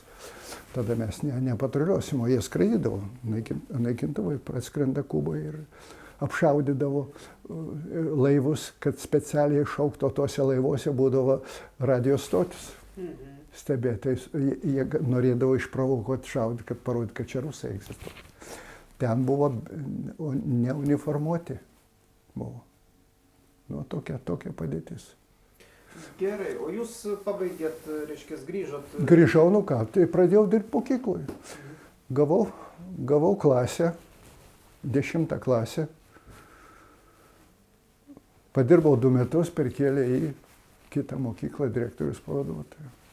Buvau 5 vidurinė, patekau į labai gerą mokyklą. Nu, o toliau, jeigu trumpai biografiją jūsų praeiti, kaip jūsų vystėsi, kaip jūs Vilniuje atsidūrėte? Nu kas, pirmiausiai, Panevėžyje išdirbau 10 metų išdirbau švietimo skyriaus vedėjų. Tai mane agitavo į įvairias vietas. Įvairias vietas galėjau dirbti, bet nesinorėjo ir išvažiavau į Kauną. Vat Kaune padirbėjau, vėl ramybės. Pakvietė mane mokytojų tobulinimosi institutas. Iš mokytojų tobulinimosi instituto, ten komandiruočių būdavo maždaug tai po 40% per metus. Po mokyklas važinėti reikėdavo. Ten atidirbau, patirties tokios įsigijau. Ir pradėjau direktoriauti 50 viduriniai. Taip, kad paskui sveikatos blogėjant, turėjau geresnį apmokamą darbą sporto mokykloje internate, kadangi irklavau. Buvau kandidatas į sporto meistrus, pradėjau šnekinti tenai, bet aš direktoriumi irgi atsisakiau dirbti. Ir pavaduotojų dirbau, ten atlyginimas geras. Nepasinaudoju komandiruočių, galėjau važiuoti po visą pasaulį. Matot, kas mane užkliudė, teko pirmiausia, kada aš pradėjau dirbti, mane pasikvietė Peželis, Juozas Peželis. Žinot turbūt tokį. Ne, nežinau. Juozas Peželis, jo žmona Ona Peželienė buvo lietuvių kalbos mokytoja, gyveno ten, kur vienuolynas buvo šalia, kur dabar klebonija yra. Taip. Peželis buvo vargonininkas. Ir jis paskui dirbo mūsų gimnazijai muzikos mokytoja, aš dainavau chore. Tai mane Peželis nusitvėrė pas save į chorą. Dainavau chore. Bet aš jau buvau pradėjęs 55 metų pradžioje, buvau pradėjęs baidarnį irklavimą. Aš buvau užsikrėtęs tą ligą, sekėsi neblogai, čia Talšos ežeras. Ir perėjau į, grinai buvo sportinė sekcija tokia. Tai toj sportinėje sekcijoje tenai ir prasidėjo, aš ten buvau išrinktas į katedrą, kaip studentų atstovas buvau. ten Ona tokia užmiršto jos pavardė. Va, taip, kad geri santykiai buvo labai. Ten buvo Truskauskas. Vėliau dirbęs Panevėžyje mokytojui, dirbęs Truskauskas, fizinio lavinio. Majorovas buvo, jeigu girdėjo, toks krepšininkas. Nu, tokie geri šilti santykiai buvo. Ir aš irklavau ir užsitarnau tą kandidatą į sporto meistrus. Ir man irklavimas viską padarė atimė. Nu, o kariuomenė bandžiau irkluoti. Irklavimo nėra. Tai aš su darbo rezervais. Vat, Bataraks toks Latvis buvo. Vilnis Bataraks. Tai vat, tenai teko dalyvauti varžybose, bet buvo Pabaltijos stipriausi irkluotojai varžybos Šiauliuose. Aš negalėjau išvažiuoti, oficialiai paprašė karinio dalinio išleisti, mane neišleidžia. Iš mūsų dalinio niekur negalima buvo išeiti iš miesto. Į miestą išleisti irgi ribotas buvo. Nu geriau, treniruotės būdavo irklavimo Talšos ežere? Talšos. Daugiau kažkurie Kyva, Prūdelis, Dubysa? Ne, tik Talšos ežeras, Talšos Trakai. Vat 56 metų pirmas Spartakiada ir pirmoji Spartakiadui aš 500 metrų distancijoje laimėjau 3 vietą. Tai atsivežiau tokį apdovanojimą. Tada paskui pradėjau taip jau daugiau. O Rygoje Kišezers. Ir pradžioj Daugava, kada ledus išneša, Daugavai treniruodavosi. Nu, praktiškai treniruodavosi, kada galėdavo gauti leidimą. Taip, persirengi ir paskui irkluoji. Gerai, tai aš matau, kad architektūros jūsų biografijai buvo mažai, kaip ir... Architektūros buvo tik tai tiek, kiek man buvo įdomi architektūra, pati architektūra, stilistika Rygoje. Kada jūsų gyvenime iš vis atsirado domėjimas architektūra? Vat mane jau ir klausdavo, nuo Reisūno prasidėjo. Nuo to žemės skirimo, kas tas Latvis, o kai Latvis, ką jis projektavo, kokie jo pirmieji pastatai ir važiavau tada su Latviu. Bet jūs tada senas buvot, jaunas, kai pradėjote? Nu, tai buvo 90 metai, nepriklausomybės metai tik tai. Aš tada galėjau domėtis tik tai matematika ir fizika ir inžinerinė grafika. Tai to aš galėjau domėtis Vilniaus universitete ir dalyvaudavau konferencijose anksčiau. Tai bet užkliūdavo kai kur jau architektūros, kadangi inžinerinė grafika. Nu, parodyčiau savo brėžinius, bet laiko nėra. Taip, kad... O mes taip apkalbėjom įvairius architektus, jau buvo paminėti svarbus. Žemkalnis Landsbergis, kaip jums? Nu, ligoninė. Ligoninė tai geriausias pastatas, vienas solidžiausių pastatų. Bet įdomu štai kas, kiek kruopščiai buvo atidirbta aparatūra, kas buvo užsakyta, jau Landsbergis žinojo. Žinojo, kokią aparatūrą, kiek jį užima vietos ir kokias patalpas turi rentgenui pastatyti, kokias procedūrinės ir taip toliau, jis tą puikiai žinojo. Tas pastatas buvo pradėtas statyti, reiškia, dar prieš karą. Ir aš, kada Žaliukių gatvėj mes pas Bobutę nueidavom, tai aš jau matydavau, kada, reiškia, vokiečiai išdažydavo pastatą, reiškia, tokiom spalvom rudą, žalią, gelsvą ir taip toliau. Visas pastatas išmargintas. Ir atrodo, dabar apšaudo, įsivaizduokit, Kijevą apšaudo ligoninės, vaikų namus. Vokiečiai, rusai, ligoninių, kareivinių negriovė. Tas pats Kaliningrade. Įsivaizduokit, kad aš buvau pakartojimuose, kai kuriuose, reiškia, rikiuotės aikštėse, taip vadinama, plac, tai buvo pašildomas placas visas. Kad rikiuotėj atmuštruoti žingsnį gražiai, nepurvas nebūtų. Stebėjausi. Miestelis Pavenkova toks. Įsivaizduokit, miestelis gatvėj į Kirchę nuo, reiškia, gyvenamųjų namų į Kirchę šaligatvis buvo pašildomas. malūnsparnių, kada pakildavom, kada skrisdavom, reiškia, išmėtydavo tos imitatorius, radio dirbančius imitatorius, reikėdavo juos užpelenguoti, sunaikinti ir taip toliau. Tai įsivaizduokit, matydavom kažkaip tai tokiom kryptim saugė kaip eglės, pasirodo, krūmai saugė, užpildė tas, reiškia, vamzdžius, melioracijos vamzdžius užpildė. Apleisto žemės siaubingai. Dabar turiu dar paklausti būtinai iš sąrašo apie jūsų ryšius su Šiaulių aušros muziejumi galbūt. Nes ir Felikso Bugailiškio premija ir vat... Su Šiaulių aušros muzieju aš iškart noriu tiesiog nusilenkti atminimui Irenos Nekrašienės. Pirmą kartą aš pas ją atėjau pasitarti, pasikonsultuoti. Tyrinėjimo rezultatais.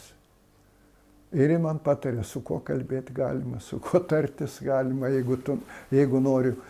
Tai ir padovanoja vieną iš knygų. Vat, Šiauliai atvirukuose dovanota. 63 metų sukilimas. Vat, šitas, kurie mane vėl domina, tą žinojo. Tai tada ir pradėjau glaudžiai jau bendradarbiauti. Tai pirmiausia, kas mane, jau surinkau medžiagą apie Reisoną. Didelę medžiagą surinkęs turėjau. Centriniam valstybės archyve ir kilo mintis, kad tą, ką surinkau, parodyti Vilniaus miestui. Ir vat, jeigu aš galėčiau greitai ir pademonstruoti. Va, tik tai sąrašą pasižiūrėkit, kiek čia buvo taip paroda padaryta.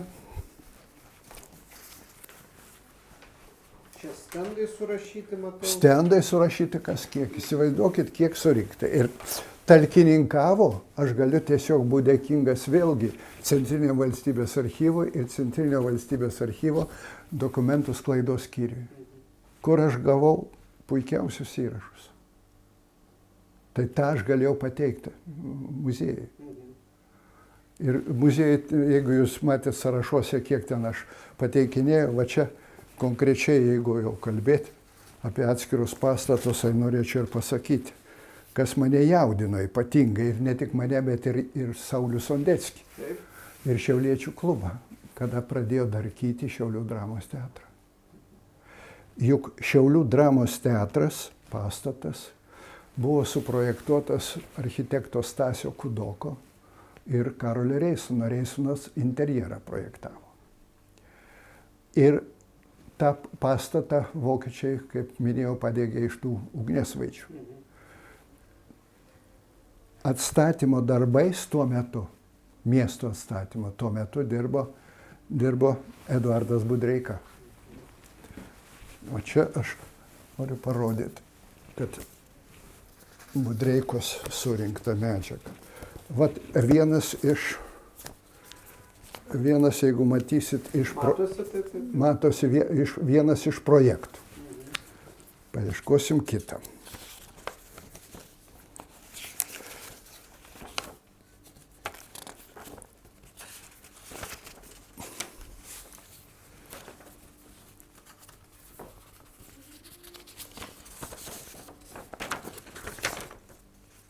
Čia antras.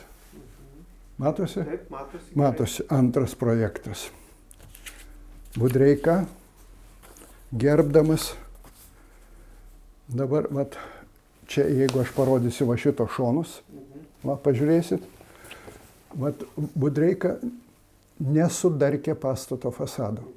Šonus praplėtė, kadangi buvo kaip kino teatras projektuotas, interjeras kaip kino teatras, ir tose šonuose buvo galima jau žiūrovai pavaikščioti, aplink pavaikščioti. Tai vat šitą, ką Budreika padarė. Daugiau nedrįso nieko daryti, kadangi Stasys Kudokas ir Reisonas buvo žinomi architektai. Ir man buvo baisu girdėti, kada leiskit projektuotojams dirbti. Pasakė, bus gražu, juk esmė Sakysim, jeigu aš minėjau, kad Panevėžys išsaugojo daug pastatų, tų moderniosios architektūros pastatų, šiauliečiai juos sudarkė. Gardino gatvėje mokyklėlė. Žinoma, ten prie geležinkelio stoties buvo, kur technikų stotis. Taip. Užlipdytas trečias aukštas, kur visiškai nedera. Kas ten dirbo, įsiaiškino kažkokią tarp kolūkinę statybinę organizaciją. Sudarkė pastatą. Bet čia jau sovietmečių. Sovietmečių sudarkė pastatą. Tuo tarpu jūs protestavot prieš dabar, kur buvo Prieš dabar protestavom. Nu ir nieko, nei dramos teatro direktorius, visi už, architektas už padarė šitą. Nu padarė viskas, reiškia, nereikia. Aš čia turiu netgi susižymėjęs kiek tokių geresnių. Vat, Vilties draugijos moksleivių bendrabutis. Nu, čia toks prie šito laidojimo biuro buvo, jau nebėra jos. Toliau Šiaulių miesto šiaulinės, vat, pirmiausiai, ką iškart noriu pasakyti, kad pradėdamas darbą, Reisonas, galima sakyti, pradėjo darbą griuvėsiuose po Pirmojo pasaulinio karo. Pirmas uždavinys jam buvo paruošti miesto genplaną. Ir genplaną aš radau archyve, didžiulis formatas, 1,78 cm ant 96 cm. Didžiulis genplanas. Reiškia, plotas 576 hektarai ir 2213 kvadratinių metrų plotas. Toliau kitas Šiaulių miesto šiaurinės dalies praplėtimo scheminis planas. Vėlgi čia į mėsos kombinato pusę tenai Šiaulių planas tas buvo. Va šitas didelis darbas. Dabar, kad tą darbą atlikti, nebuvo žmonių. Reisonas organizavo mokyklą, matininkų mokyklą, matininkų kursus. Matininkų kursai, reiškia, dirbo žiemą. Matininkų kursai. Žiemą braižydavo, o vasarą konkrečiai matodavo. Tai va, turėjo čia atskirą tokią medžiagą. Toliau kas antras, reiškia, tų specialistų rengimas, matininkų rengimas, toliau statybininkų rengimas.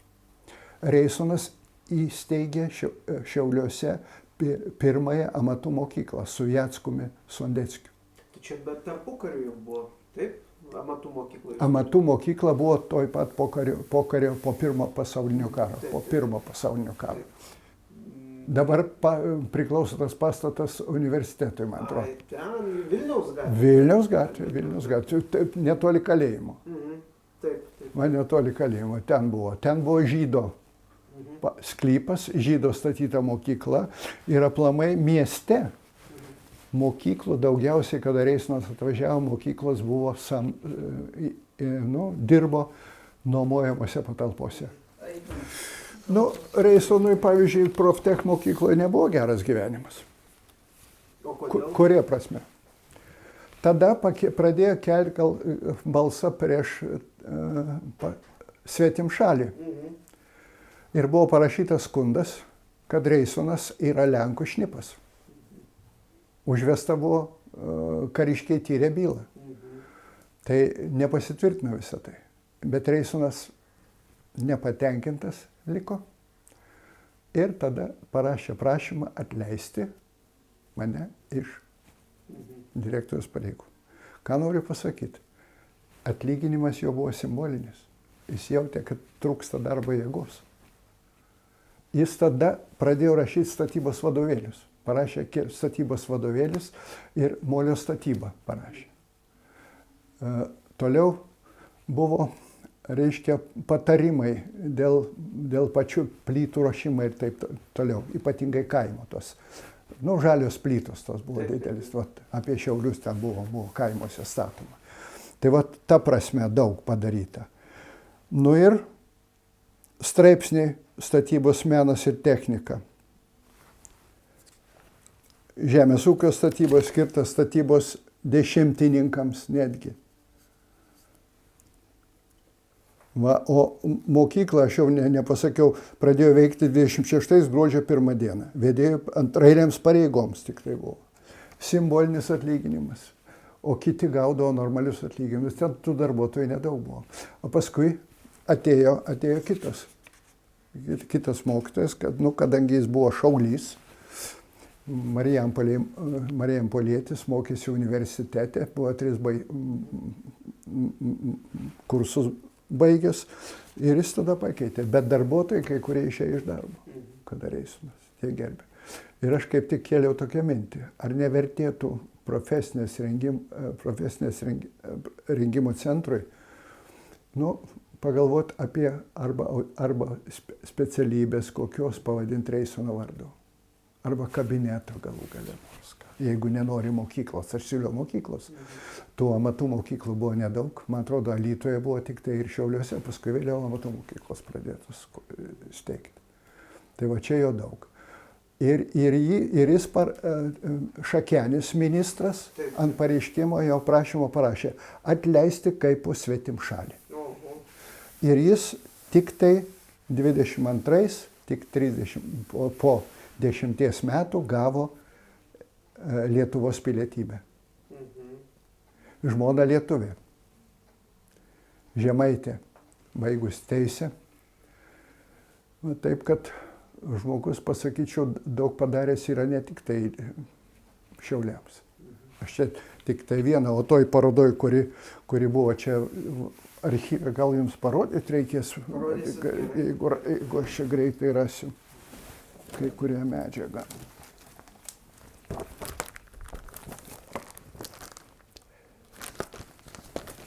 Nu, va čia, kad ir paimsim paprasčiausiai.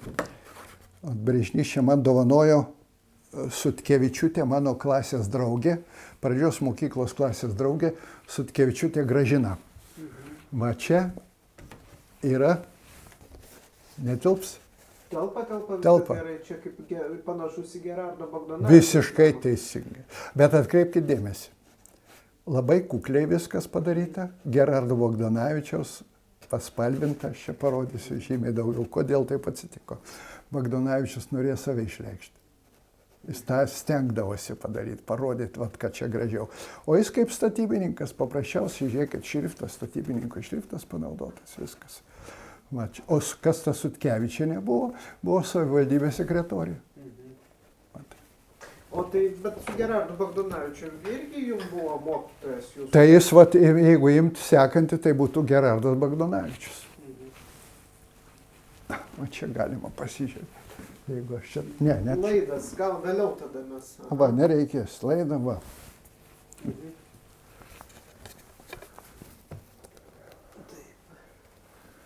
Šiaulių miesto liaudies švietimo skyrius apdovanoja Janonio vidurinės mokyklos 8B klasės mokinį Saladžinską Sigitą už akvarelių tapybą. Taip. Tai čia jūs išmokė Bogdanavičius. Tai vot su Bogdanavičium čia man ir buvo problemų. Kokių problemų? Šeimoje buvo problemų. Aš norėjau stoti į Telšių taikomosios dailės technikumą. Nu ką jūs, vaikėzas, dažnai sergantis, tėvai nesutiko išleisti. Nu ką, galų galia pinigų neturim. O ten buvo geras technikumas, dailės technikumas. Nu, kai neišleido, aš tada mečiau tapybą. Tai vat mano kaip tik tai tas diplomas, galima sakyti, kadangi 8, o po 7 klasių prieina. Ir aš tada mečiau tapybą, tada man kilo mintis, kad aš studijuosiu architektūrą. Ir užspaudžiau matematikos studijas. Geometrija, braižyba, ten daugiau ypatingai geometrija ir stosiu architektūrą. Nesėkmė, išvažiavau čia į Vilnių, gaunu į Vilnių dailės institutą, stoti į architektūros fakultetą. Tėvas susirgo, operaciją reikia daryti ir grįžau. Vienintelis pasirinkimas, kad studijuoti, galvoju, pastudijuosiu 3 metus, Šiauliuose fiziką, matematiką, ten braižyba, ten statybos fakultete tos disciplinos užskaitomas ir mane priims į 2 kursą statybos fakultetą. Ir mane pavergė vaikai. Aš jau būdamas turbūt 3 kurse pradėjau dirbti mokykloje, vadovų mokytoje. pirmą klasę. Tai mane tiek pavergė vaikai, Vencius ir Venciūtė pavardės prisimenu, ir nepavyksta man įsiaiškinti, ar net negiminaitis to Venciaus. Vencius ateina pasitikti mane.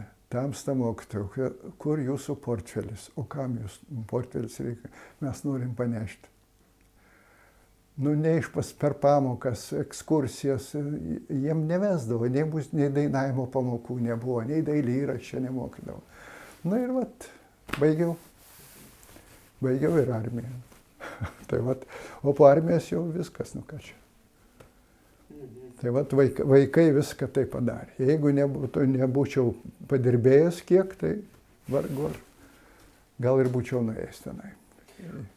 O gerai, Gerardas Bagdonavičius, koks jis buvo mokytojas? Kaip jeigu žiūrėti Gerardą Bagdonavičių?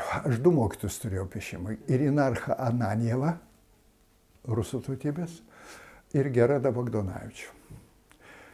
Gerardas Bagdonavičius daugiau leisdavo mums tapybos darbus. Akvarelė, aliejų sunku buvo daugiausiai akvarelinė tapyba būdavo, kadangi pokario metais sunku gauti. Arba mes skiesdavom tušą, rašalas skiesdavom, taip ir darydavom tokio. Popieriaus nebuvo. Popierių reikėdavo nusipirkti plakatus, žiūrėti, kad nebūtų Stalino portreto. Sakydavo, jeigu bus ant Stalino portretą koks piešinys, tai čia man bus blogai. Tai va tokie dalykai buvo. Nu ir vat, ar Stalino, ar Lenino, kad čia nebūtų ideologinių tų dalykų, antroje pusėje negadinčiau ideologijų. Tada supratau, kad negadinti ideologijos. Nu ir vat, baigėsi akvarelė matematika, o matematika, kada įstoti fizikos matematikos fakultetą. Ir negaliu skųstis. Turėjau nuostabius vaikus. Turbūt visais metais, kada dirbau. Nuostabius vaikus. Ir kada ministras Kuolys, aš jau paskutiniu metu buvau perkeltas dirbti į sporto mokyklą internatą. Respublikinė sporto mokykla internatas. Kur buvo fantastiniai projektai. Čia Vilniuje? Vilniuje. Respublikinė sporto mokykla internatas. Gerus etatus turėjom. Turėjom finansavimą, iš Maskvos ėjo finansavimas. Slidinėjimo trasa buvo su pašaldymu iš apačios padaryta. Toliau plaukimo baseinas 50 metrų buvo numatytas. Rankinio aikštė buvo numatyta. Futbolo nebuvo. Futbolo galvoja daryti aikštę. O rankinio buvo salėje naudot galima buvo. Ir krepšinis. Gimnastika meninė buvo. Tiesiog puikios sąlygas. Kuolys uždaro internatą. Kadangi, reiškia, tai yra sovietinis rudimentas, mums nereikia. Ir Maskvos pinigų nereikia, jau būtų buvę. O dabar pristatyta gyvenamųjų namų, liuksusiniai gyvenamieji namai. Ir ten jau sportas, kodėl dabar tą sportą kritikuoja, kadangi va šitaip ir nuėjo. Ir tikrai buvo nesovietinė. Aš konkrečiai mačiau Sofijos internatą, Vokietijoje mačiau, Italijoje buvo, bet jie specializuojasi. Pavyzdžiui, buvau internate, panašiai mes subendravom Sofijos, Bulgarijos, Levskis Spartak vadinasi. Tai ten buvo kitos sporto šakos kultivuojamos. Pavyzdžiui, italai vėl kitas turėjo, bet jos buvo, bet ką jie turėjo būtent? Turėjo sportinį medicinį centrą, solidų centrą, treniruočių bazę turėjo, aukštos kvalifikacijos dėstytojus. Pavyzdžiui, kad aš buvau Peterburge, sporto mokyklo internete, medicinos centras buvo solidus. Po treniruočių kraujo tyrimus darydavo, liekamąjį azotą žiūri, kokia padėtis kraujo, kiek apkrovimas, viskas buvo mokslinių pagrindų pagrįsta. Ir koliui nebereikėjo. Ir rugpjūčio 25 dieną, 90 metais, aš netenku darbo. Kadrai visur suprojektuoti, einu į skyrių švietimo, darbo nėra. Kur eisi? Galų gale atsitiktinai bent 3 kartą atėjęs, sutinku vienos mokyklos direktorių, rusiškos mokyklos, 6 vidurinės. Keistas sutapimas, Panevėžyje 6, čia rusiška 6. Sako, pas mus yra matematinė klasė. 6 M klasė padarė matematinę iš 5 paralelių klasių. Ir aš pradėjau ten dirbti.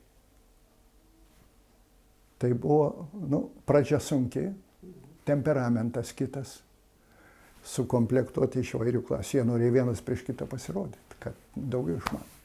Tai man reikėjo mokytojo, kito mokytojo, būtent matematikos mokytojo, pasinaudoti individualius darbus. Tik tai individualius duodavau. Nei nusirašyti gali, nei ką turi, pats turi baigti. Ir kiekvieną kartą keli. Ir tada laimingas buvau, kada mano mokiniai iš tos laidos 12 gavo atestatą su pagirimu. Dabar dirba vienas Massachusetts universitete profesorius, kita mergaitė dirba, nebe mergaitė, vaikučius turi, dirba būtent Berlyne. Tokie jau gavę išsilavinimą. Ir netgi vyresniai klasėje, 10 klasėje pasakė, jūs mus mokykit matematikos lietuviškai. Sako, aš neturiu teisės, rusišką mokyklą. O sako, mes susitarsim. Padaro tėvų susirinkimą, pakviečia administraciją, švietimo skyrių ir leidžia dėstyti. Viena mergaitė sakė, aš atskirai dirbu. Tai įsivaizduokit, nuo tų metų, nuo 90 metų, kad aš atėjau, 90-91 metai, 91 metais mano gimtadienį šventėm pas mane namuose. Jie atėjo su dalykų kekėmis baisiausiamis ir iki šiol nepraleidžia nei vieno gimtadienio. O beje, apie gimtadienius prakalbom, mūsų Šiaulių aušros muziejus kitais metais 100 metų jubiliejų. Žinau. Tai va, o ką jūs palinkėtumėt? Ar viziją kažkokią pasiūlytumėt? Pirmiausia, aš norėčiau padėkoti už tai. Kažkada direktorius, kada man įteikė tą, diplomą, sako, nežinau, ką atrado. Ar mes atradom Saladžinską, ar Saladžinskas mus atrado. Tai aš manau, kad turbūt, kad vieni kitus mes atradom. Aš esu laimingas, kad jie vis dėlto, nors ir nenorėtume, bet daug padarė. Padėdami, formuodami nuomonę, kad tą seną reikia saugoti. Nežinau, vieną pastatą, žinau, kad išsaugoti aš čia nebuvau radęs, muziejus susirado irgi uždraudė, kad nebūtų pertvarkinėjimas, perstatomas. Tai jeigu pavyko kai ką išsaugoti, galbūt panašiai būtų kas nors buvę ir su paštu. Galbūt būtų buvę. Galbūt buvę ir kai kas ir su ligoninė pertvarkymai prieštaravo, kad nedarykim, neįtraukim į kultūros paveldo sąrašą ligoninę. Nenorėjo architektai įtraukti. Sakau, kodėl? Dėl to, kad mes negalėsim laisvai projektuoti. Bet reikia galvoti, kaip išsaugoti tą paveldą. Išsaugoti jau nebėra, Šiauliuose nebėra tų šiauliečių, kurie tuo laiku gyveno, kurie žino. Gal tai emocijos, nežinau. Bet aš esu dėkingas, ypatingai dėkingas. Dabar paskutinė sprendimo vykdomojo komiteto be abejo tai buvo ir Aušros muziejaus įtakoje, kad aš kelis kartus bandėm dėl memorialinių lentų. Aš siūliau, kaip tik buvom nutarę su architektų sąjungo Šiaulių miesto, kad vieną memorialinę lentą vertėtų pritvirtinti prie Rūtos fabriko. Dėl to, kad puikiai išsaugota turi muziejų netgi Latvijoje Laimos fabriko. Darbuotojas atvažiavo ir nukopijavo tą muziejų ir Laimos fabrike įrengė panašiai. Tai ten tie darbuotojai tiek išsaugojo, man pasakojo, kaip buvo tas pastatas sudegęs, kad rizikinga buvo mums vaikščioti. Perdengimai buvo metaliniai, bet ten buvo perdegę, vos laikėsi per centimetrą, per pusę centimetrą galėjome kristi, reikėjo pertvarkyti. Ir sutvarkė tą pagrindinį pastatą. Jis buvo 2 korpusai, dabar to nėra korpusai, jis ten toliau Vytauto gatvėje, ten toliau į vakarus buvo.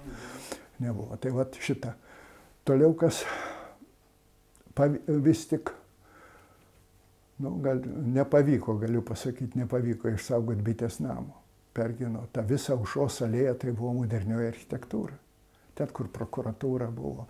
Tarp kitko, vieną jau Reisono nepavadinsi moderniosios, grinai moderniosios architektūros pradininkų Šiauliuose, bet tai buvo pati pirmieji pastatai, kuriuos matėme, yra surišti. Čia galėsit paskui parodysiu, kai kurie surišti. Bet pavyko, pasakyčiau, pajudinti ir architektus. Tai už tą aš esu labai dėkingas. Tai pirmiausia dėkingas esu šitie mūsų archyvui, o paskui, kad aš tą medžiagą pateikiau tai buvusiai, reiškia, darbuotojai, prieš tai pateikinėjau, ką renku. Tai aš noriu tikėti, kad ir ateityje bus toliau saugomi, ieškoma, tyrinėjami Šiauliai.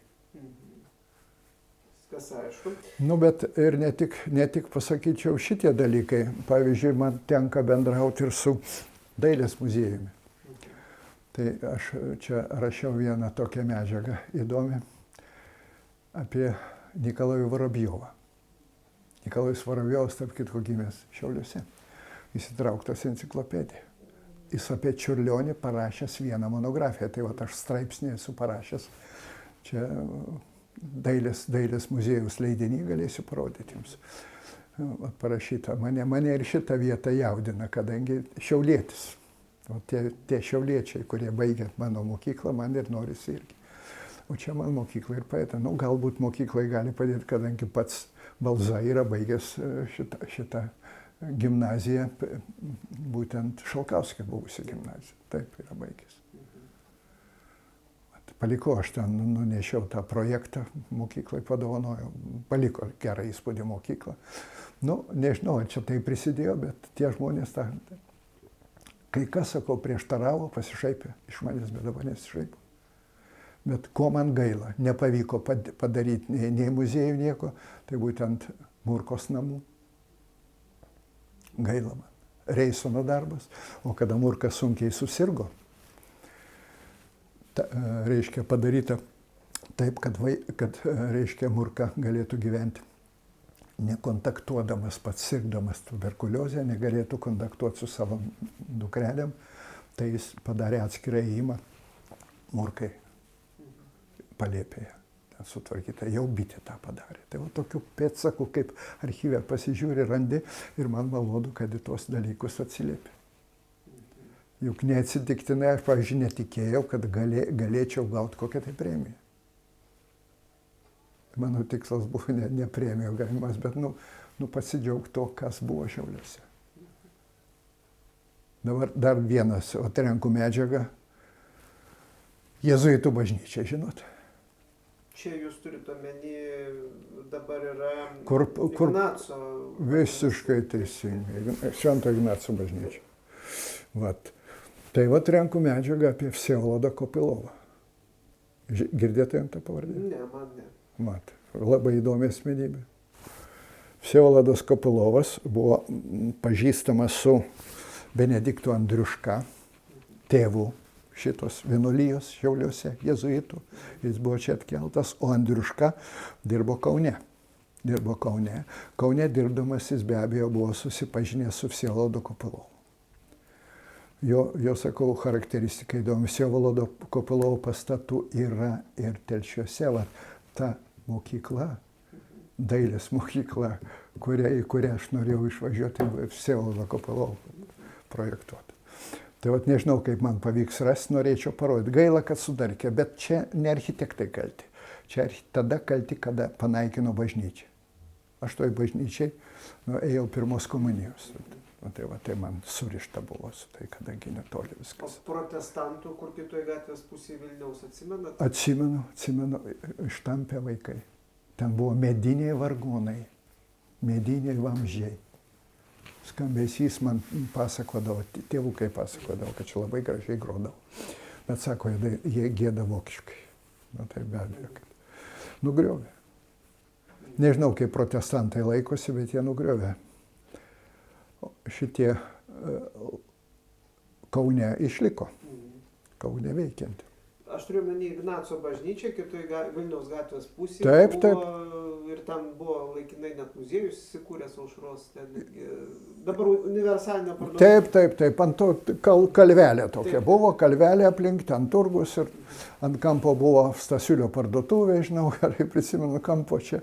tai būtent Žemaitės ir Vilniaus kampas, tokia lenktas fasadas. Vat vėl ką noriu pasakyti. Kas mane jaudina ir bandėm rašyti, pavyko sustabdyti.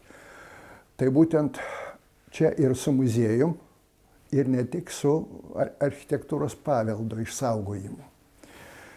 Norėta šitą gabalą nuo Myklovaros gatvės iki Vilniaus gatvės užstatyti daugiaaukščiais pastatais.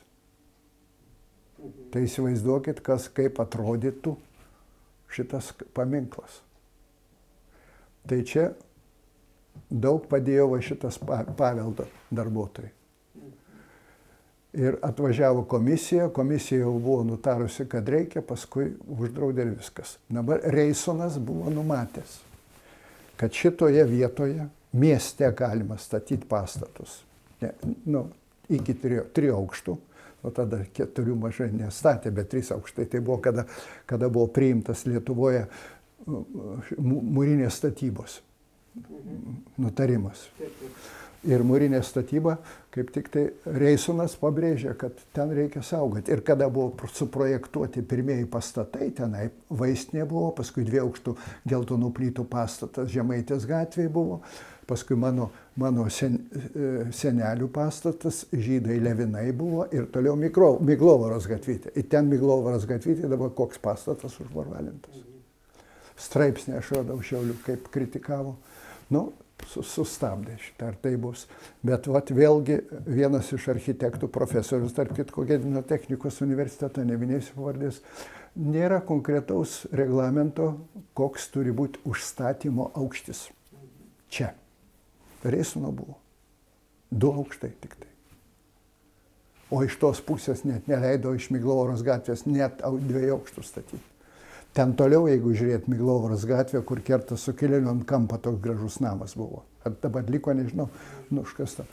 Tai ten irgi tik tai 2 aukštų te leido statyti. Ir dabar sustabdė. Bet būtent vėlgi galiu nusilenkti, būtent Valzai ir nusilenkti visam muziejui. Juk jie surado visus dokumentus. Jeigu aš čia greitai rasiu.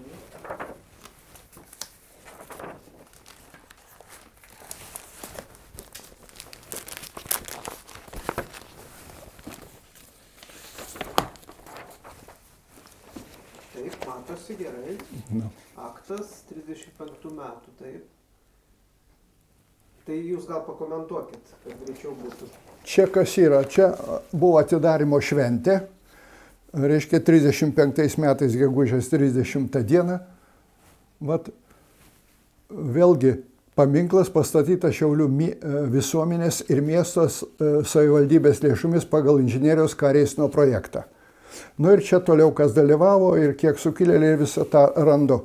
Tai vėl galiu tikrai padėkoti, vertaukit geriausius linkėjimus, kad gatvė pavadinta Montvilos, pavadino Reisno, tiesiai išlenda į paminklą.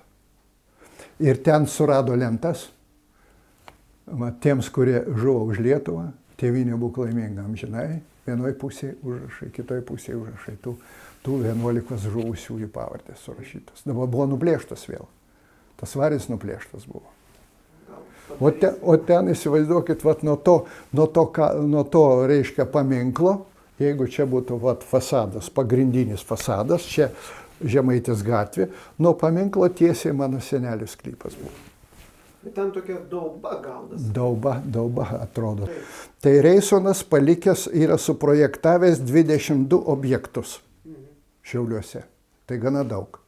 Tiesa, pradžioj tie pastatai buvo daugiau miesto bandant atstatyti, bet jau kai kurie, pavyzdžiui, tie pastatai, kurie yra Vasario 16 Vilniaus kampe, tas gražusis pastatas, toliau šalia buvo kino teatras Baltija, labai panašus, sudegė 60 metais, tai įsivaizduokit, tiek, o kino teatras Kapitol, vėl man gaila, aš nežinau, ar pavyks padaryti tvarką, tai būtent Kapitol, jis dar vadinosi Splendid Palace, puikus rūmai. Reisonas jį suprojektavęs, tiesa, aš projekto nepavyko rasti, kadangi aš ieškojau kaip Kapitol. Paskui aš randu, kad jis panašus į Rygos kino teatrą, Ryga vadinasi. Ryga, o jis vadinosi Splendid Palace, puikus rūmai. Tai gal dar pavyks ir surasti. Bet čia tarp kitko vyko 22 metais, 28 metais buvo Lietuvos nepriklausomos Lietuvos 10-mečio minėjimas. Tai tas labai gražus interjeras buvo. Tai šitas pastatas. Kinas,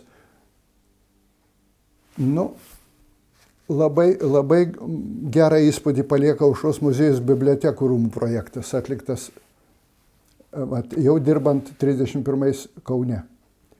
Čia, kur mano mokykla buvo. Bagdonavičiaus namas, nežinau, ar laiko bus, galima bus pažiūrėti. Jūs rodėt planą Bagdonavičiaus? Bagdonavičius rodžiau tada, taip, ką aš čia dar žadėjau. Tai tiek dabar, jeigu kalbėti kitur, kiti miestai, aš toj pirmoji parodoj, kur buvo, tai buvo kino teatras Forum Kaune.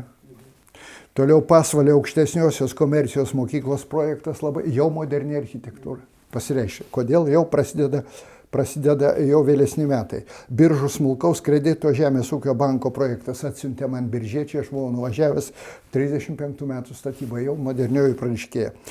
Ukmergės apskrities Kurklių valsčiaus Užunvėžio bažnyčios projektas, o šitą tai man gaila. Ten jau kunigai apleido, vienuoliai apleido, ten tokia graži bažnytėlė. Nuotrauka yra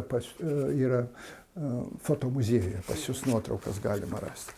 Tai Reisono toks palikimas. Kaip jau minėjau, didžiausias turbūt palikimas moderniosios architektūros, tai būtent Vlado Bitės. O tie pastatai jau vargu ar pavyks išsaugoti. Dėl to, kad sugriautas tas gyvenamasis, sakau, namas jų nesugriautas, bet pridėtas dar vienas aukštas, ten tarpas tai sujungta, žodžiu, nevykusiai padaryta.